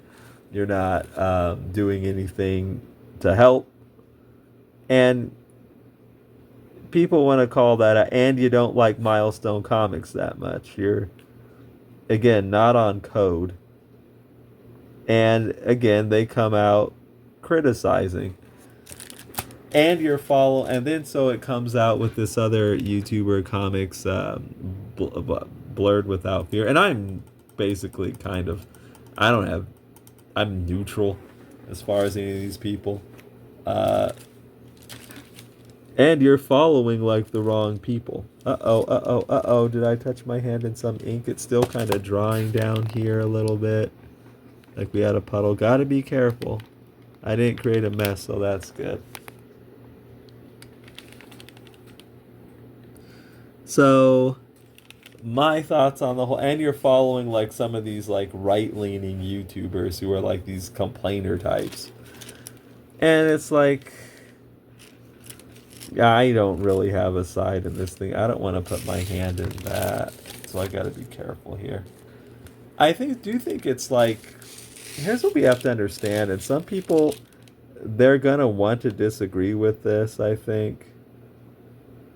I think the connecting tissue, though, I'm not just talking about this.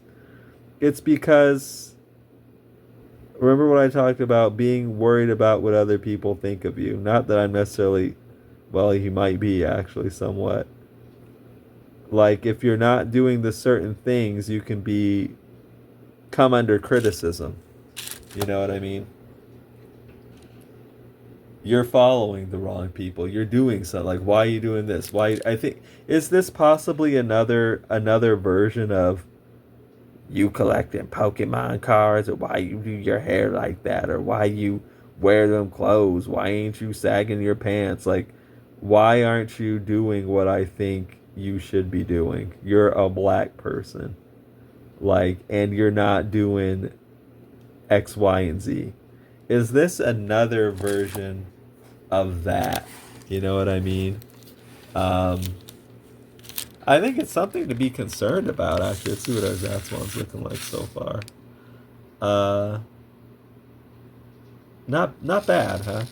We're not off. I don't think he's looking too bad. If you want to know my opinion about that, I think people should be like concerned about that sort of thing. Like, why aren't you doing exactly what I want you to do, how I want you to do it? And if you don't, I'm going to come out and shame you. Like, is this another version of that? It sounds kind of like it, actually. Like,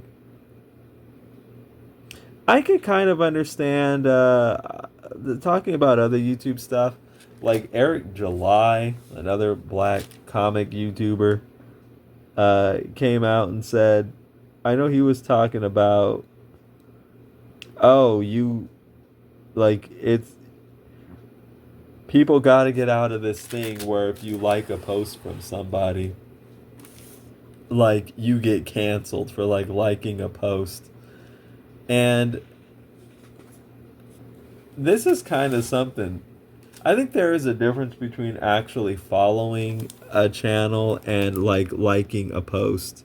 Because I think you can follow, just because you follow a channel, I don't think that necessarily means you're uh like endorsing a view. Liking a post, you are kind of endorsing something, I think. Or at least it can appear as if you are. So I think that's kind of like a different, those aren't quite the same thing. But just following channels, like, I got better things out here to be doing than, like, paying attention to who another dude is following, like, or subscribe to or something like that. That's like, you're getting a little, in my view at least,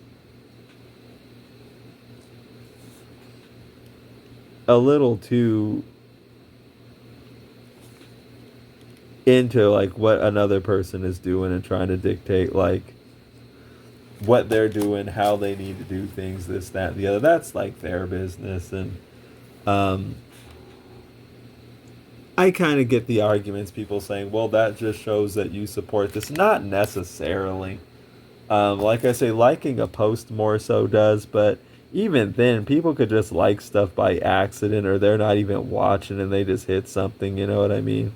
So it's kind of risky to put too much, like, weight into that. Just adding in some of the details on Zatswan's face here. But as far as who this dude's following, can't be bothered too much with that, you know what I mean? But what is kind of concerning is it seems more like this, like, you're not acting the way a black person should act, type of thing. And what I was gonna say that some people might not, I'm sure some people would love to give me pushback on this, and I'll explain that in a bit. I think we need to realize here, first and foremost, that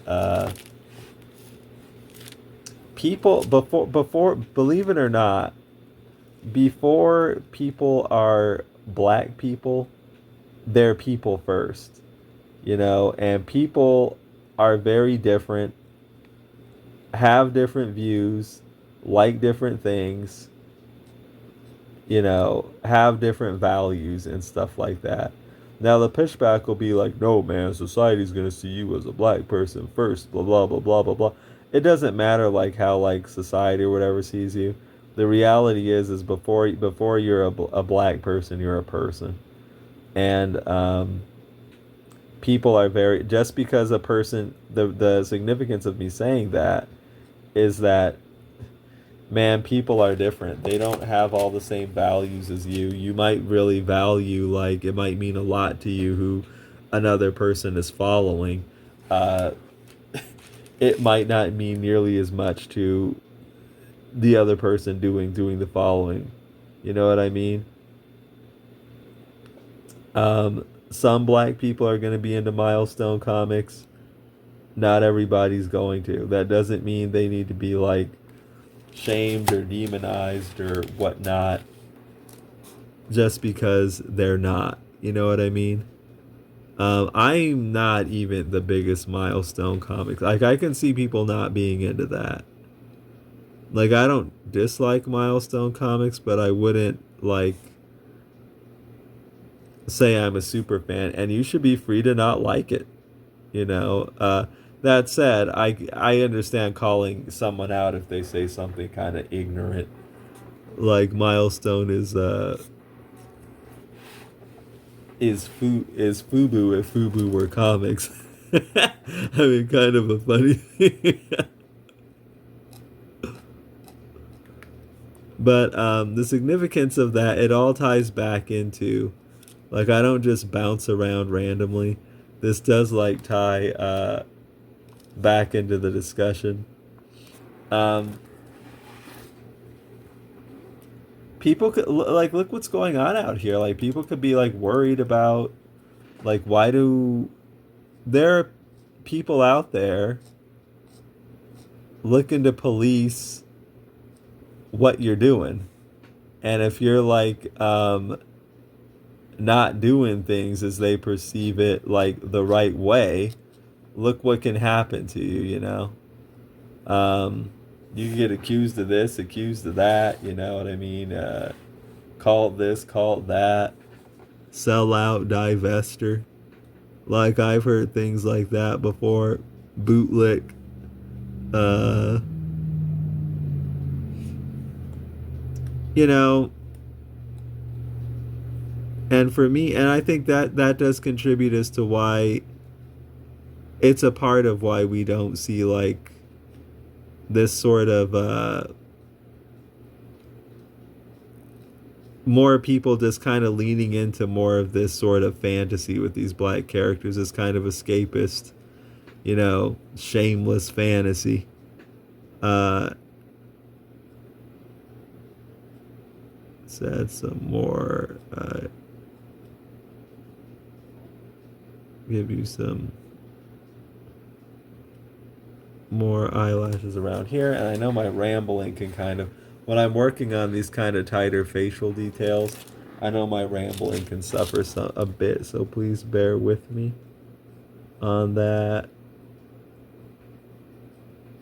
And getting in this with this dip pen.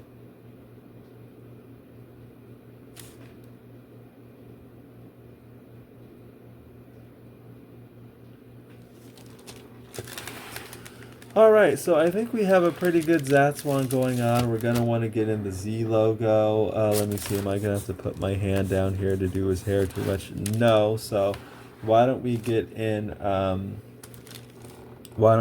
this Z logo down here. I'm going to wash off my dip pen. You got to be careful not to get, like you want to dry this pin off, which I'm drying it off camera very thoroughly, and the nib, because you don't want any rust on your nibs. That wouldn't be good.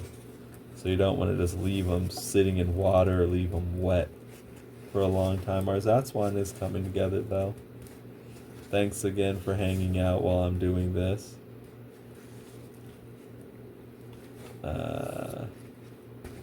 Okay, so I'm actually going to take the nib like all the way off the pin and just make sure it's clean and dry.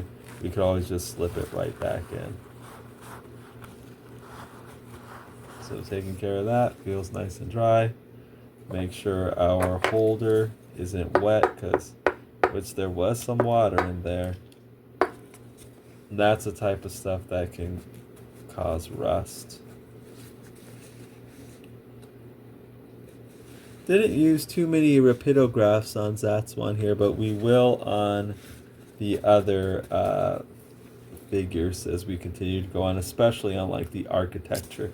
They're very good at precise lines. For like organic stuff, you know, like hair and things like that, I kind of like using brushes and dip pens. Let's make sure we can get... But I do like using technical pins as well. Okay, so now let's get in this Z logo down here. And I am going to... I don't think I want a ruler for this, because the lines are a bit curved and kind of following the contours of Zatswan's body. You want another Posca pin. This one's pretty thick. Now, I know I wanted a smaller.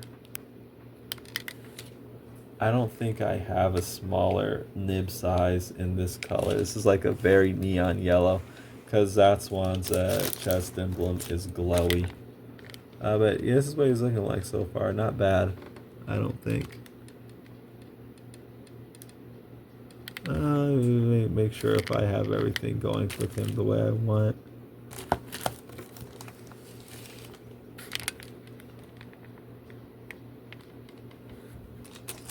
Here we go with this. So, we'll see the pencil shine through this, so it's not completely opaque, but when we go to erase that graphite, it'll disappear and this acrylic paint will stay.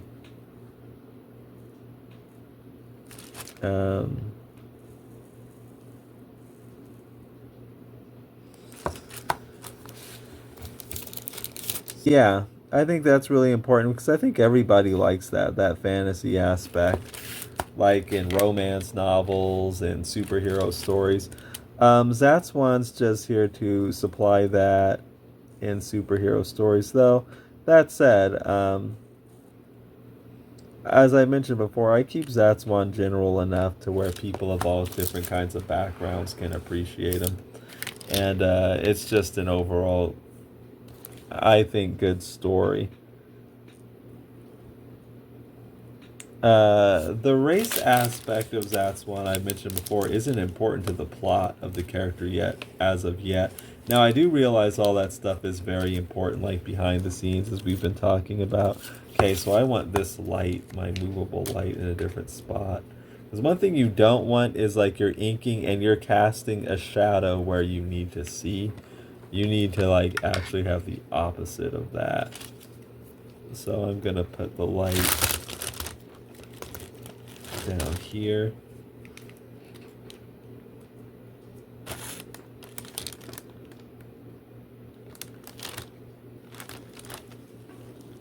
And get this in here.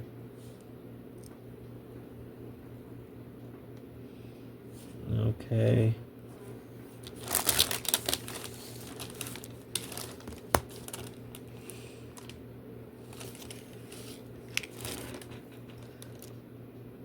And I think that being aware is really important because you don't want to be one of these people to where this stuff, everything I'm talking about is really important. And you don't want it to like go over, you don't want to be one of these people that it goes over your head because then you could very well end up not fixing the problem or perpetuating, not fixing the problem or even perpetuating it, you know.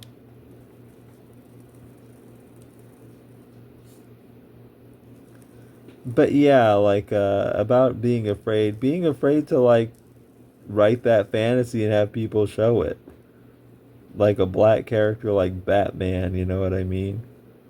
Who, as Mr. Luke Cage said, doesn't have to lift a finger to have like all these women swooning over him.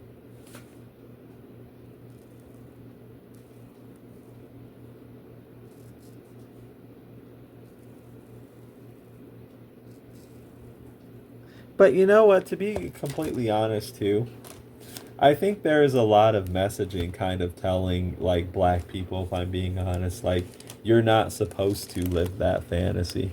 And I think that can be at the root. Like that's something that we haven't talked about in this long discussion. And I think like that can kind of be at the root of things as well. You know, like because like why are you, we've kind of gone over the reasons why some people might be a bit embarrassed, you know, or just not confident, I guess we can say is another way of putting it, about like writing like that, like writing these types of fantasies. I think they have them. It's just a normal human thing, you know. I really like this Posca pin. It's like so neon.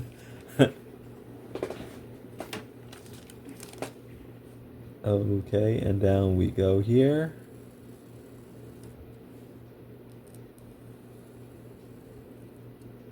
All right. I think we have in the very cool... Whoa, there's a little bit missing here. Let's take you across a little bit there. Bled into the black. Darn. Not the end of the world. Actually, I think I'll just move a little bit of it. See if I can. Yeah, not the end of the world. We could even fix it even more later. Okay. Okay, so there is actually, I was looking at this. There's actually a little bit of a correction I want to make here. Let's close that off a bit there. Close. Oh, we're going to want to move that a little bit over. Okay, so before I make any more moves on that, I'm going to want to wait for that to dry. So we're going to want to take this eyeball and move it a little bit over here. Like that one we're going to want to leave alone, but we want to get him looking like a little bit more this way. So that eyeball we're going to want to move while we're waiting for that to dry.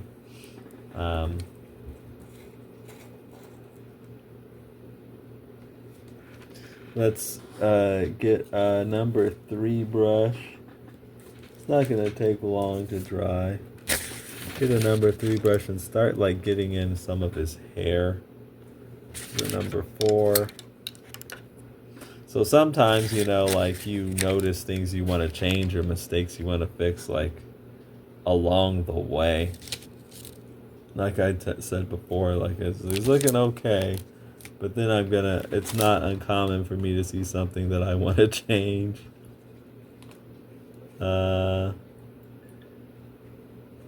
Okay. Let's continue to get in his hair a bit. Alright. Then once we fix that eye, then I think and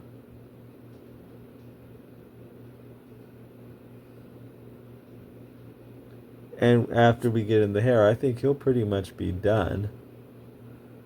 Which we've had quite a long discussion. But it's been fun, and I hope enlightening. You know, like I said, I do comics because I love doing comics. And I like the stuff I like. But also, you know, I'm interested in certain things that I think have been problems or need addressing, you know. And I've always said this, like, what I put forward as a fix, like with Zatswan, it's not going to be a fix for everyone. And I don't fool myself to act like it would be or will be, you know, and it can't. You know, like it can't. It's like I said, people are people first, and they have different things they like and different values and way they see things. And I just know that Zatswan's not going to scratch the itch for everybody. You could have two different people looking for the same solution, but the same thing, but the solution's not going to look the same for everybody. Okay, let's move you over here actually a bit. And then like up here. I think, yeah, that looks better. Okay. And now let's let that ink dry, then we'll fix the rest of it. So we'll just leave it in that kind of odd state for the time being and wash off the pen and then go back. Go back to working on the hair. Like, people think like one of the reasons they don't want to work traditionally in traditional art, which to me is, for me at least, way more enjoyable than like digital. Like, there are things I do digitally, like just practice or things like that, and I don't like it nearly as much. And I can tell you like why. Like, for one thing, you just don't get that tactile feedback response, like the feeling of your hand on the paper, or rather your instrument on the paper. That's one of the big things, and that changes the experience like a lot. I think it tends not to. It can look nice, but I think all of the things being equal, it doesn't look as nice. It's just not nearly as enjoyable an experience, and I have to really.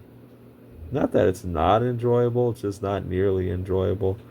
And one of the, I think probably the main reason I do comics is because I enjoy doing them. So I'm gonna have to really like what I'm doing here. Okay, now I'm gonna take a Posca pen here, and let's clean up these lines here. You don't want it to look too gray. You could also come in with gouache paint and do this. Alright. We'll just let that sit for a bit. But it looks a little very odd now, but we will fix it up. As I was saying, we can come in with gouache paint and clean up some of that as well. But what I was saying about traditional, one of the main reasons people are afraid to work traditionally with art, or they don't want to, is because there's no undo button. But I found that if you're like knowing how to fix things, mistakes or things you want to change, that's like you learn that you can fix it. It's just like you have to know how. It's not like you possibly can't. We're just getting in AC's hair. Zatswan, civilian name AC Cooper.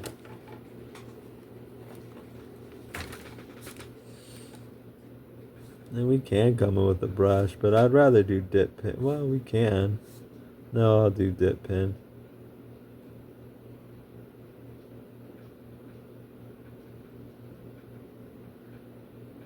And it's still a little grayish. The thing about the acrylic paint pens is they're not the most opaque, believe it or not.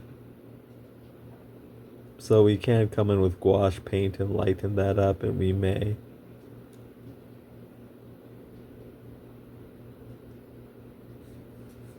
Let's continue to move up, and I think I am going to come in with the dip pen now and finish this off.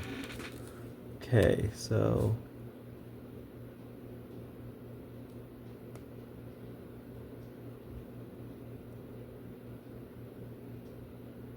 let's just get this in here and that in here.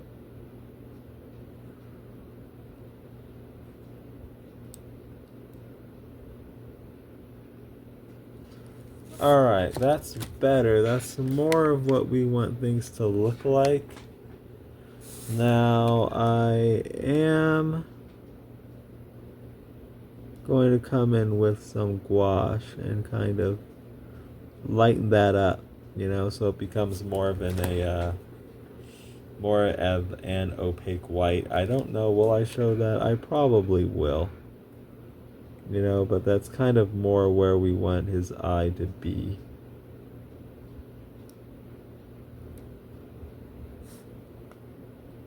And we'll give this one a bit of a bolder outline as well. Okay. And I'll wash this off. And let me get some gouache paint out so that we can, we'll just touch that up right now. Well, actually, before we do that, I am going to want to get in the rest of this hair since my brush already has, like, the ink on it. So we'll continue going in. We'll just let that eye sit, for the time being. But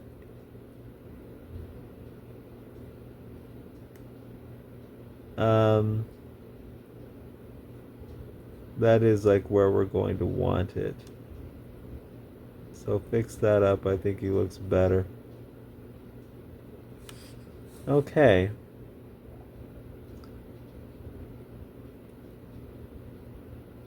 But yeah, I think that's like why people don't get into characters. They have one of the reasons they have a problem with characters like Cyborg. He's just not fitting that type of fantasy ideal they're looking for. Which is what spawned this whole topic. Like some of my Cyborg videos. I have a question and I don't know the answer to it. It seems that when I talk about Cyborg, people they get really interested in that, and what's tipping me off really is actually like looking in my YouTube analytics. I can see like how people like respond to it. Like just how much of it they watch. These are long videos, and I'm trying to figure out like what is it about this particular character, that and me talking about him that actually gets people that interested, because they don't do that for I've noticed it's a consistent thing. People are into like apparently hearing what I have to say about Cyborg, which is interesting because I'm not really a Cyborg fan, so is it just but I could be critical about other topics and they still don't, like get the same amount of interest as like some people, do for Cyborg. So I'm just trying to like figure that out actually. Like, I wonder what it is about Cyborg in particular that really interests people. Cyborg as it relates with like me making content about him. Let me see something. We might want to like close that up a bit more on the bottom. That's good. I'm not sure. I mean, I'm glad people stick around for it, but I'm still trying to figure that out.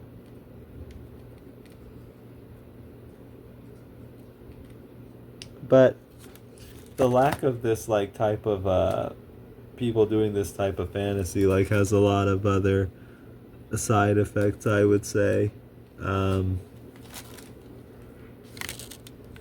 As I kind of touched upon it a bit, and this could be its own a complete own video, like the rareness of iconic love interests with these black characters.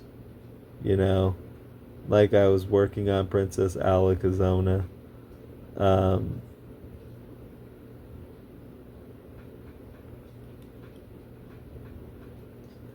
And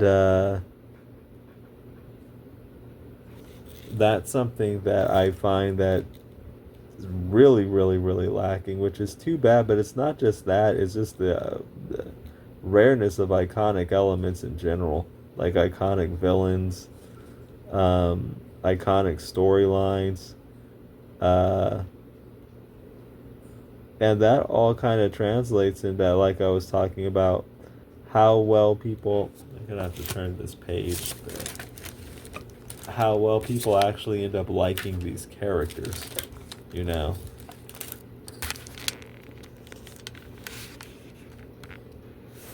Okay, so I tightened some things up with him, made a couple adjustments.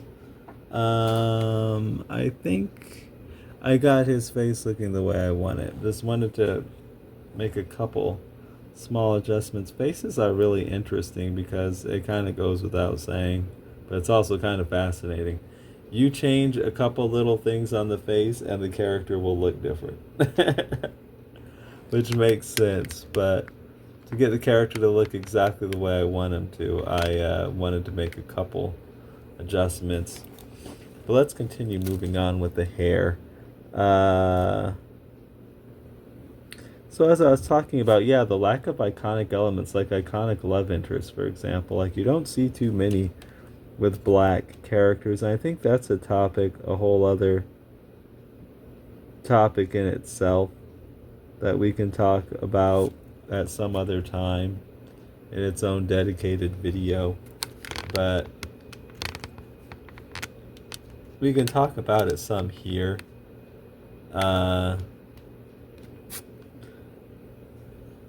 There are some, like my favorite one, like Green Lantern and Hawk Girl, is like, you can say is kind of an iconic pairing, but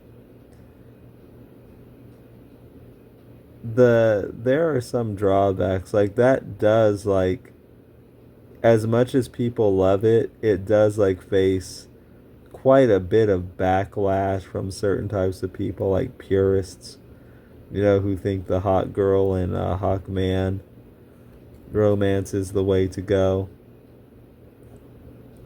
But at the same time, it's like that, and also face backlash from like the company that has it, DC Comics. So while it is kind of iconic, it also like has some things working against it. As much as people love it, like there will be people who vehemently want to fight you about it. And I made a video recently talking about a guy coming in like wanting to fight me about Green Lantern and Hot Girl, like why does this thing make people so insecure? And the real answer is that it's just it's popular, and they don't like that. They don't like that it's more popular than whatever pairing they might, prefer over it. Zoom out a little bit if we can. Okay, we'll go with this this setting. But one of the reasons people fight it is not like one of those began in the comic books types of things. So you'll get like purists or just other types of people who don't like it.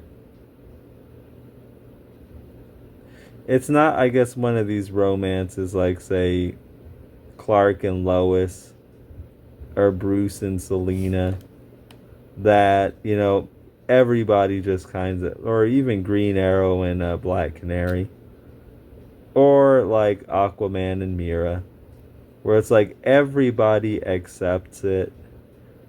But, maybe that's one of the things that actually makes it actually really, or one of the things that actually like helps it be like interesting. Maybe its contentiousness is like one of the things that makes it so kind of fascinating and not boring. Not because it's like not expected. It was, and that's like the problem people have with it. Like some people are like, this is a crack pairing. Like these characters have nothing to do with each other. But it's a testament to the good writing, I think, from that show, that maybe to begin with they didn't, but after everything's said and done, they have like a lot to do with each other. But no matter what, people just aren't going to really, some people just aren't going to accept that, and that's just that. But I do think like the lack of, just wanting to write with abandon with these characters, because I think actually, yeah, I think like that Green Lantern and Hot Girl is like an example of people just wanting to write with abandon with these characters, and you see what happens. It like gets popular, and like people end up liking it. I didn't bring out the gouache to clean out this eye over here because I don't really feel like, honestly, need to at the moment. Like we could just wait for the coloring to clean that up. That's probably what I'll do. Let's just continue getting in this hair.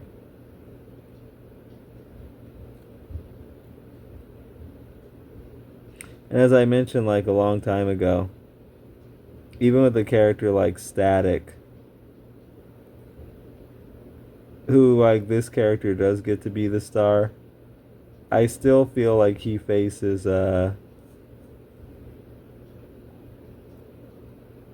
he still like faces these types of issues, like that Static and Frida thing, which, as I showed like some time ago in that other video I made, no black love here thumbnail, yeah, you do that, there are going to be people who have a problem with you, then they're going to come in with all the shaming language, like, why is he got to have a white girlfriend?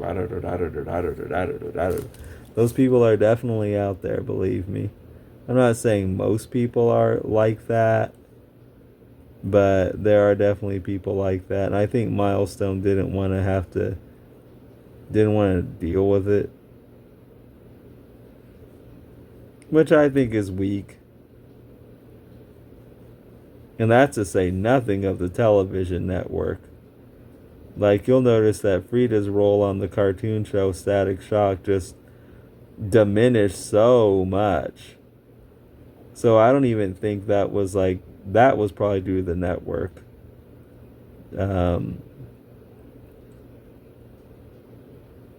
Like, I think Frida kind of started out as kind of a love interest in like maybe the first couple episodes.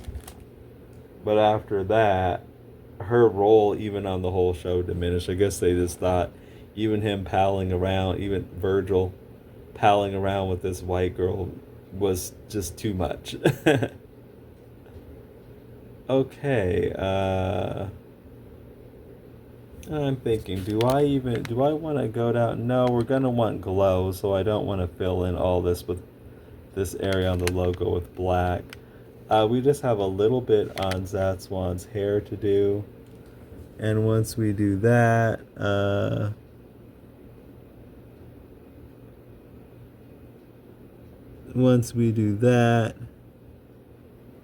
then I think we could put in some details on the suit, which I might do.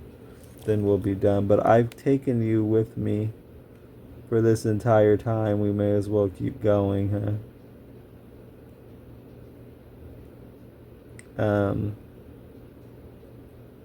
So as far as me, yeah, I've dealt with that somewhat. That people could have problems with it if they want. It's not going to stop anything I'm doing. Like what, that Zatswan has this white woman love interest. Yeah, he sure does. And I make no apologies for that. You know, that's the cool thing about indie comics. One of the cool things about them, you're just going to get what people want to do. You know, like, like they're not going to be beholden to anyone or anything, especially in these types of comics. So all those comics, like even Static, that don't want to do that stuff for whatever their reasons, you know, I have no problem with that. People like me will just sweep in and take up that interest. That works out just fine for me.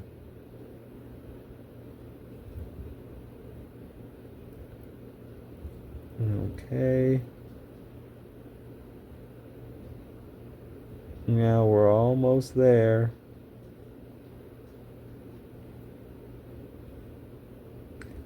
But yeah, I think that was just kind of weak. You give the guy a love interest that he can't, like, what other type of character gets other than like a black dude character gets a love interest, but then he can't really be with the love interest because they made the love interest a white girl.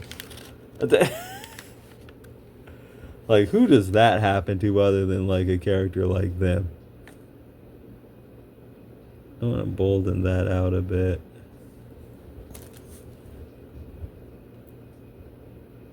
Around the nose. Well, I'm not going for that.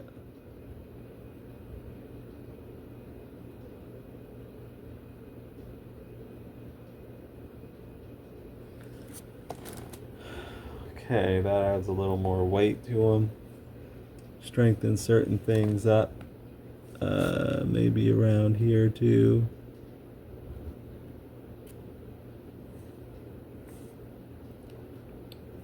And in here, just adding some of these touches to give the picture a bit more weight. Continue doing the hair.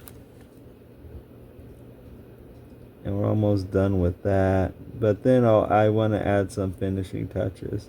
I have no idea how long we've been doing this, probably quite a while, but we're just going to continue with it. But you're seeing step by step what I go through,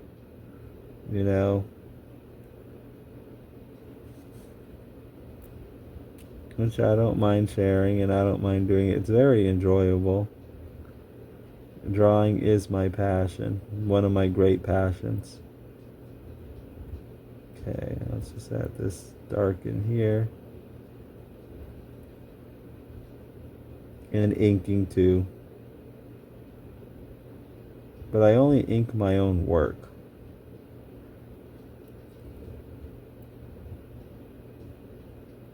Like doing anything else would seem weird.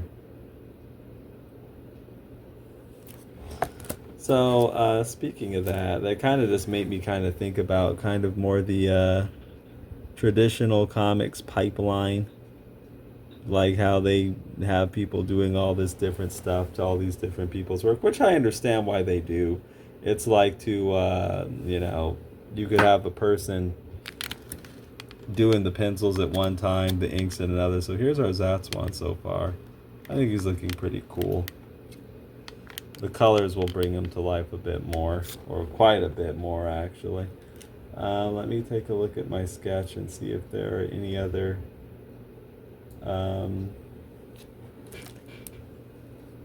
let's add some darkness, like bolder lines in here. But what I was talking about, like like inking other people's work, that sounds weird to me, but only because I've never done it. I don't think I've inked other people's work, have I? No. I mean, I could, it's just I don't want to.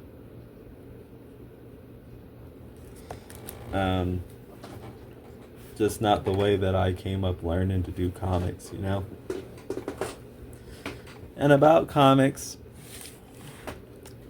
so one of the things that's kind of made the rounds, this is a bit off topic and probably deserves its own video. Like, these videos are really long, so if the topic jumps around a bit, bear with me some. But, legendary DC Comics artist Kevin Maguire, was talking about how he didn't think he would be working for DC anymore because he just couldn't afford to do it. They weren't, his page rate hasn't changed in 20 years, and he's like, I can't afford to do this anymore. They only had him doing covers and things, variant covers and stuff anyway. And what do I think about that? It's kind of fascinating, actually. I think that sometimes the grass isn't always greener. Like these people who've made it in comics, working in the mainstream, and not only who've just gotten there, but had these legendary, you're a legend, like his Justice League International run with Keith Giffen and J.M. DeMatteis. That's one of the big seminal runs of DC Comics history. That's always going to be talked about. And here he is. I have a couple things to say about this, actually. Here he is, the artist, certainly not happy with him.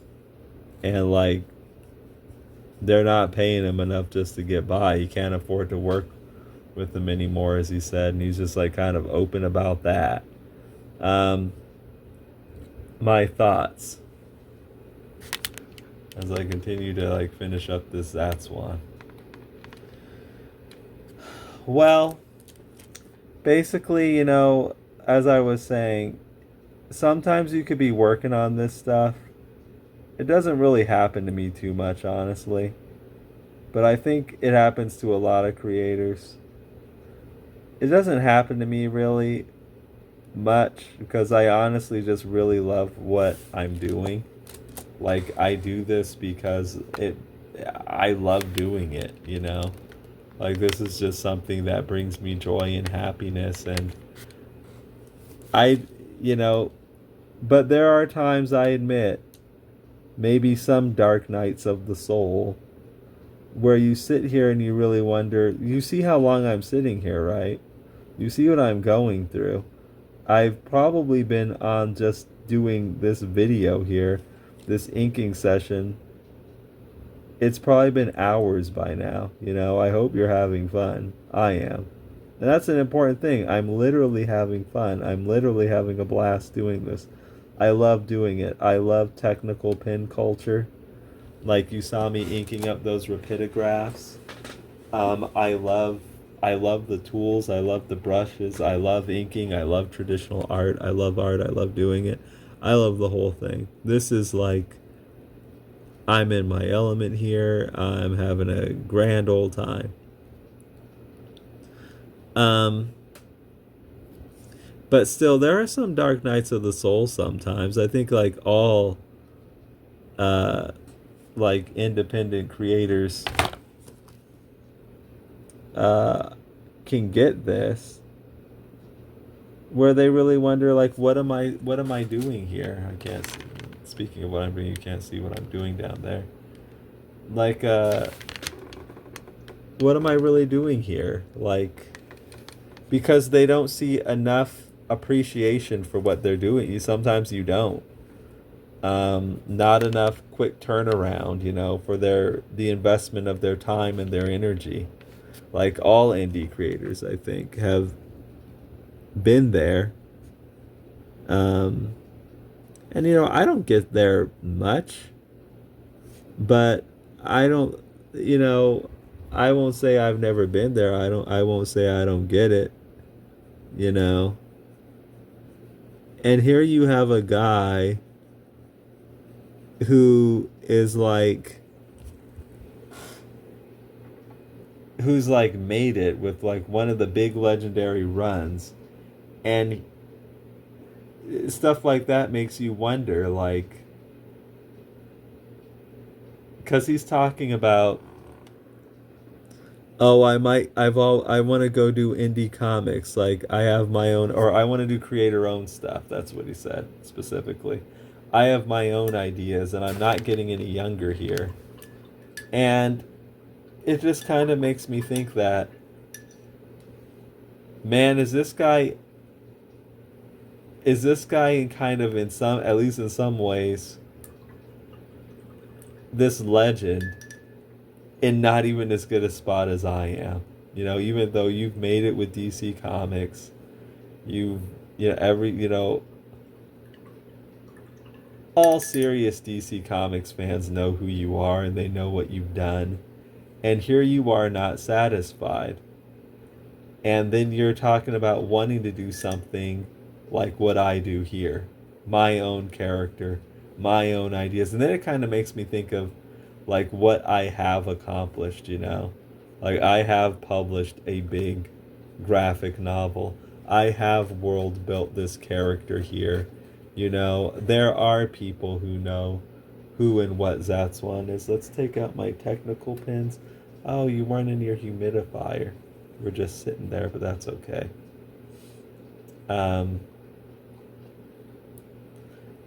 I've made a lot of headway on Zatswan.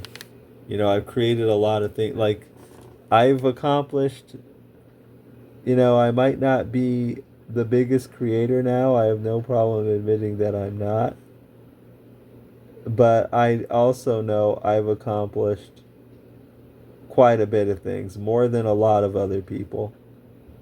I've basically like fulfilled fulfilled, that dream. I didn't just I didn't just daydream. Oh, this pen. I didn't just daydream about like creating a comic. I actually went and created the comic, and I'm still creating the comic. And I actually like really love creating the comic. You know, that just just kind of makes you think that even if you were to quote unquote make it the way that people like make it in comics, would you be happy? Or would I just be happier doing what I'm doing now? Um, I guess it just depends. It depends. Like that experience isn't going to be the same for everybody. For some people, it's probably really great. For others, not so much. And for Kevin McGuire, probably not so much. But that brings up another interesting point. Um,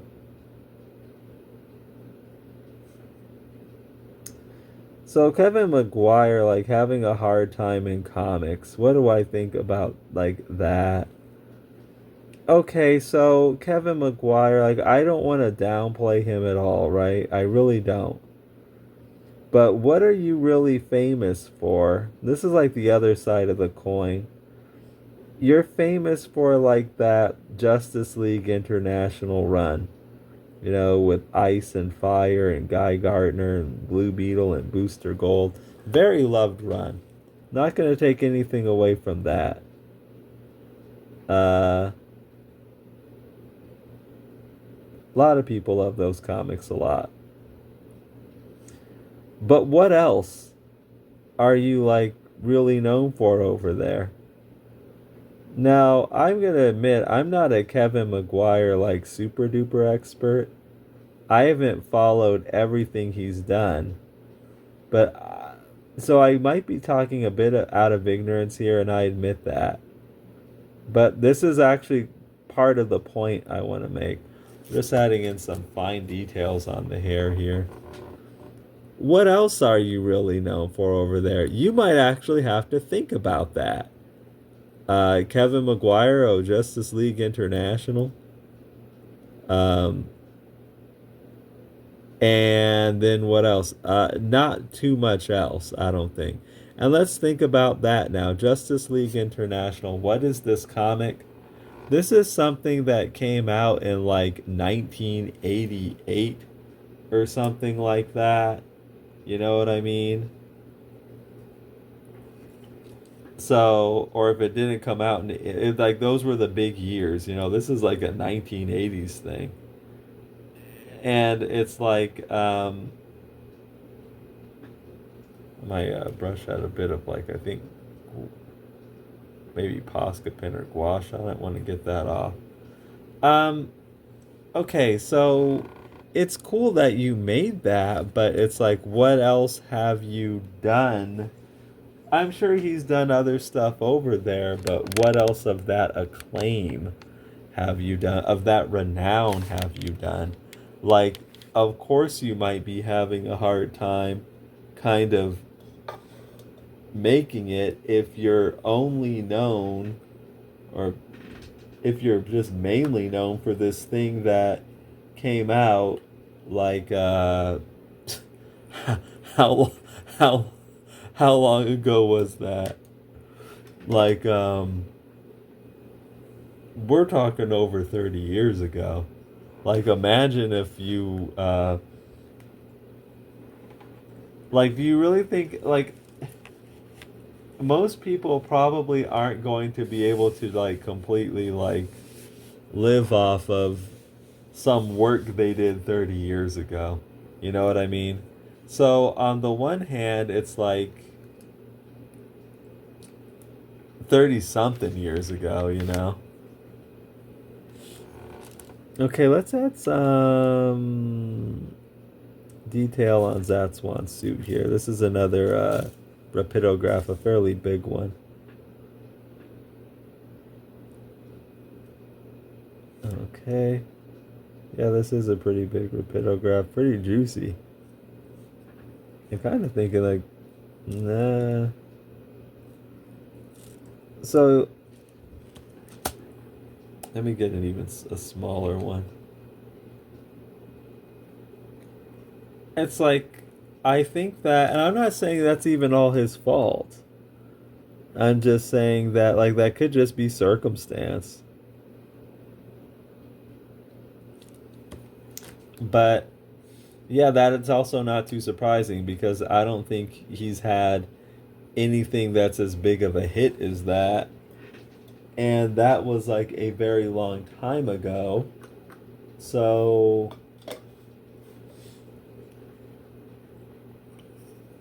you know, like I was saying, most people probably aren't still living off of something they did like that long ago. So in that sense, it makes sense that he might not be completely satisfied with this situation. But that's a thing that happens in comics. The work is very, for some people, it can be very inconsistent. Of course, not everybody's having the same experiences there. But it often gets to a point for most creators where the work starts being very inconsistent, starting to dry up. Like even if they're on top for a certain period of time, they often don't stay there, for better or worse. I mean, we kind of say that like it's just a bad thing, but I don't think it always necessarily is. Like, why aren't they like hiring, like some people might wonder, like, why aren't they hiring all these old creators? Like, why aren't, your Walt Simonsons and people like that aren't getting like calls and jobs and stuff like that? So, as I see it, the way that goes is that, yeah, it's true DC and Marvel publish way more comics than they should. So it's like there are a lot of comic jobs to go around. But at the same time, in one sense there are, but in another sense there aren't. There are only so many uh there are only so many people that they can hire, and there are a lot of people going for those jobs. So there's always like there's a Prince song. As it happens, I'm a fan of Prince and the Revolution, uh, called Pop Life, from the same album that had, like, they're both singles, the same album as the one that has Raspberry Beret. And there's a line in it where it says, "Everybody can't be on top." That's true, so,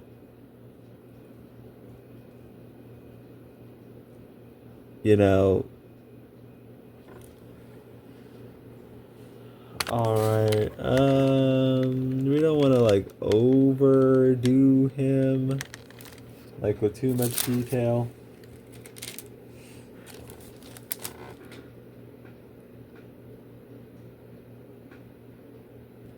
Pretty juicy pen.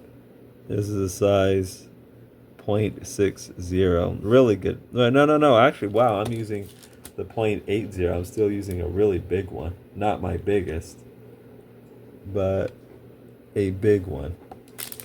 Okay, I think that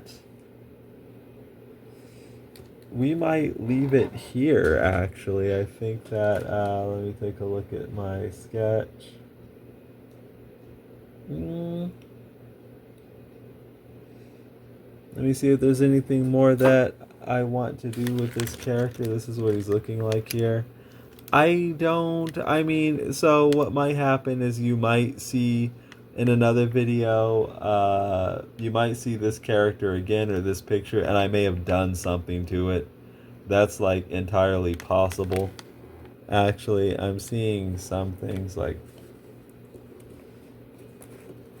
I actually think I am just going to fill this in all the way black.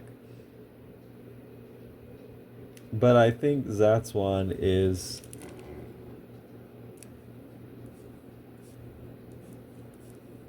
Or maybe how about a mixture of the two? Go around like that. And then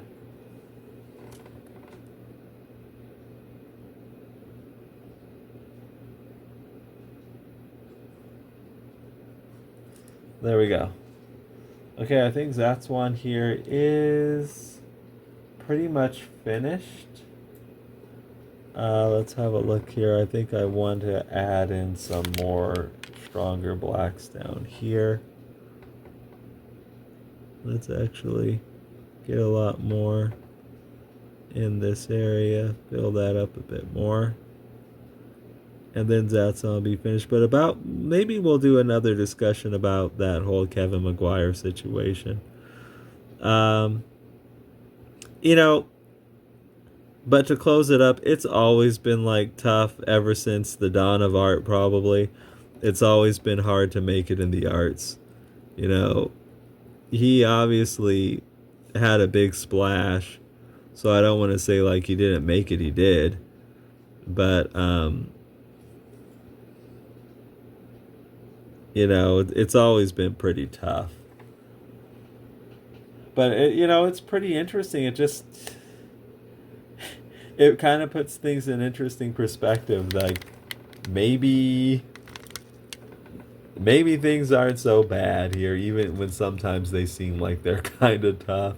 Even the guy who like made it, maybe you're in ultimately somewhat of a better spot, or at least in some ways you're like setting up the foundation for some to be in a better spot than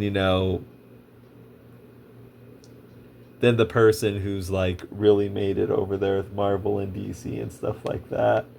It just kind of makes me think. We'll talk more about that in the future. We had quite a bit of interesting discussions here.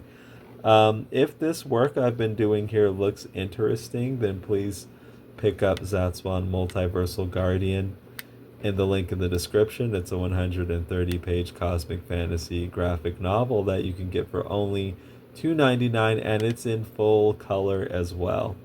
So that's on Amazon.com, and the link in the description. Please pick that up, and if you do, please leave me reviews. That helps me know what you think about my work, and it helps other people find it as well.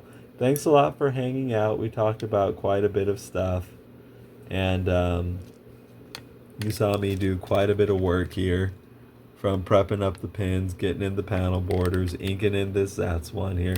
There's still more to ink, as you can see over here, but I am going to take a well-deserved break. And please like and subscribe. That helps out this channel a whole lot. Just a couple little clicks for you, but a big, big, big boost for me. And be on the lookout for more content, because it's on the way soon. And until then, be sure to take care.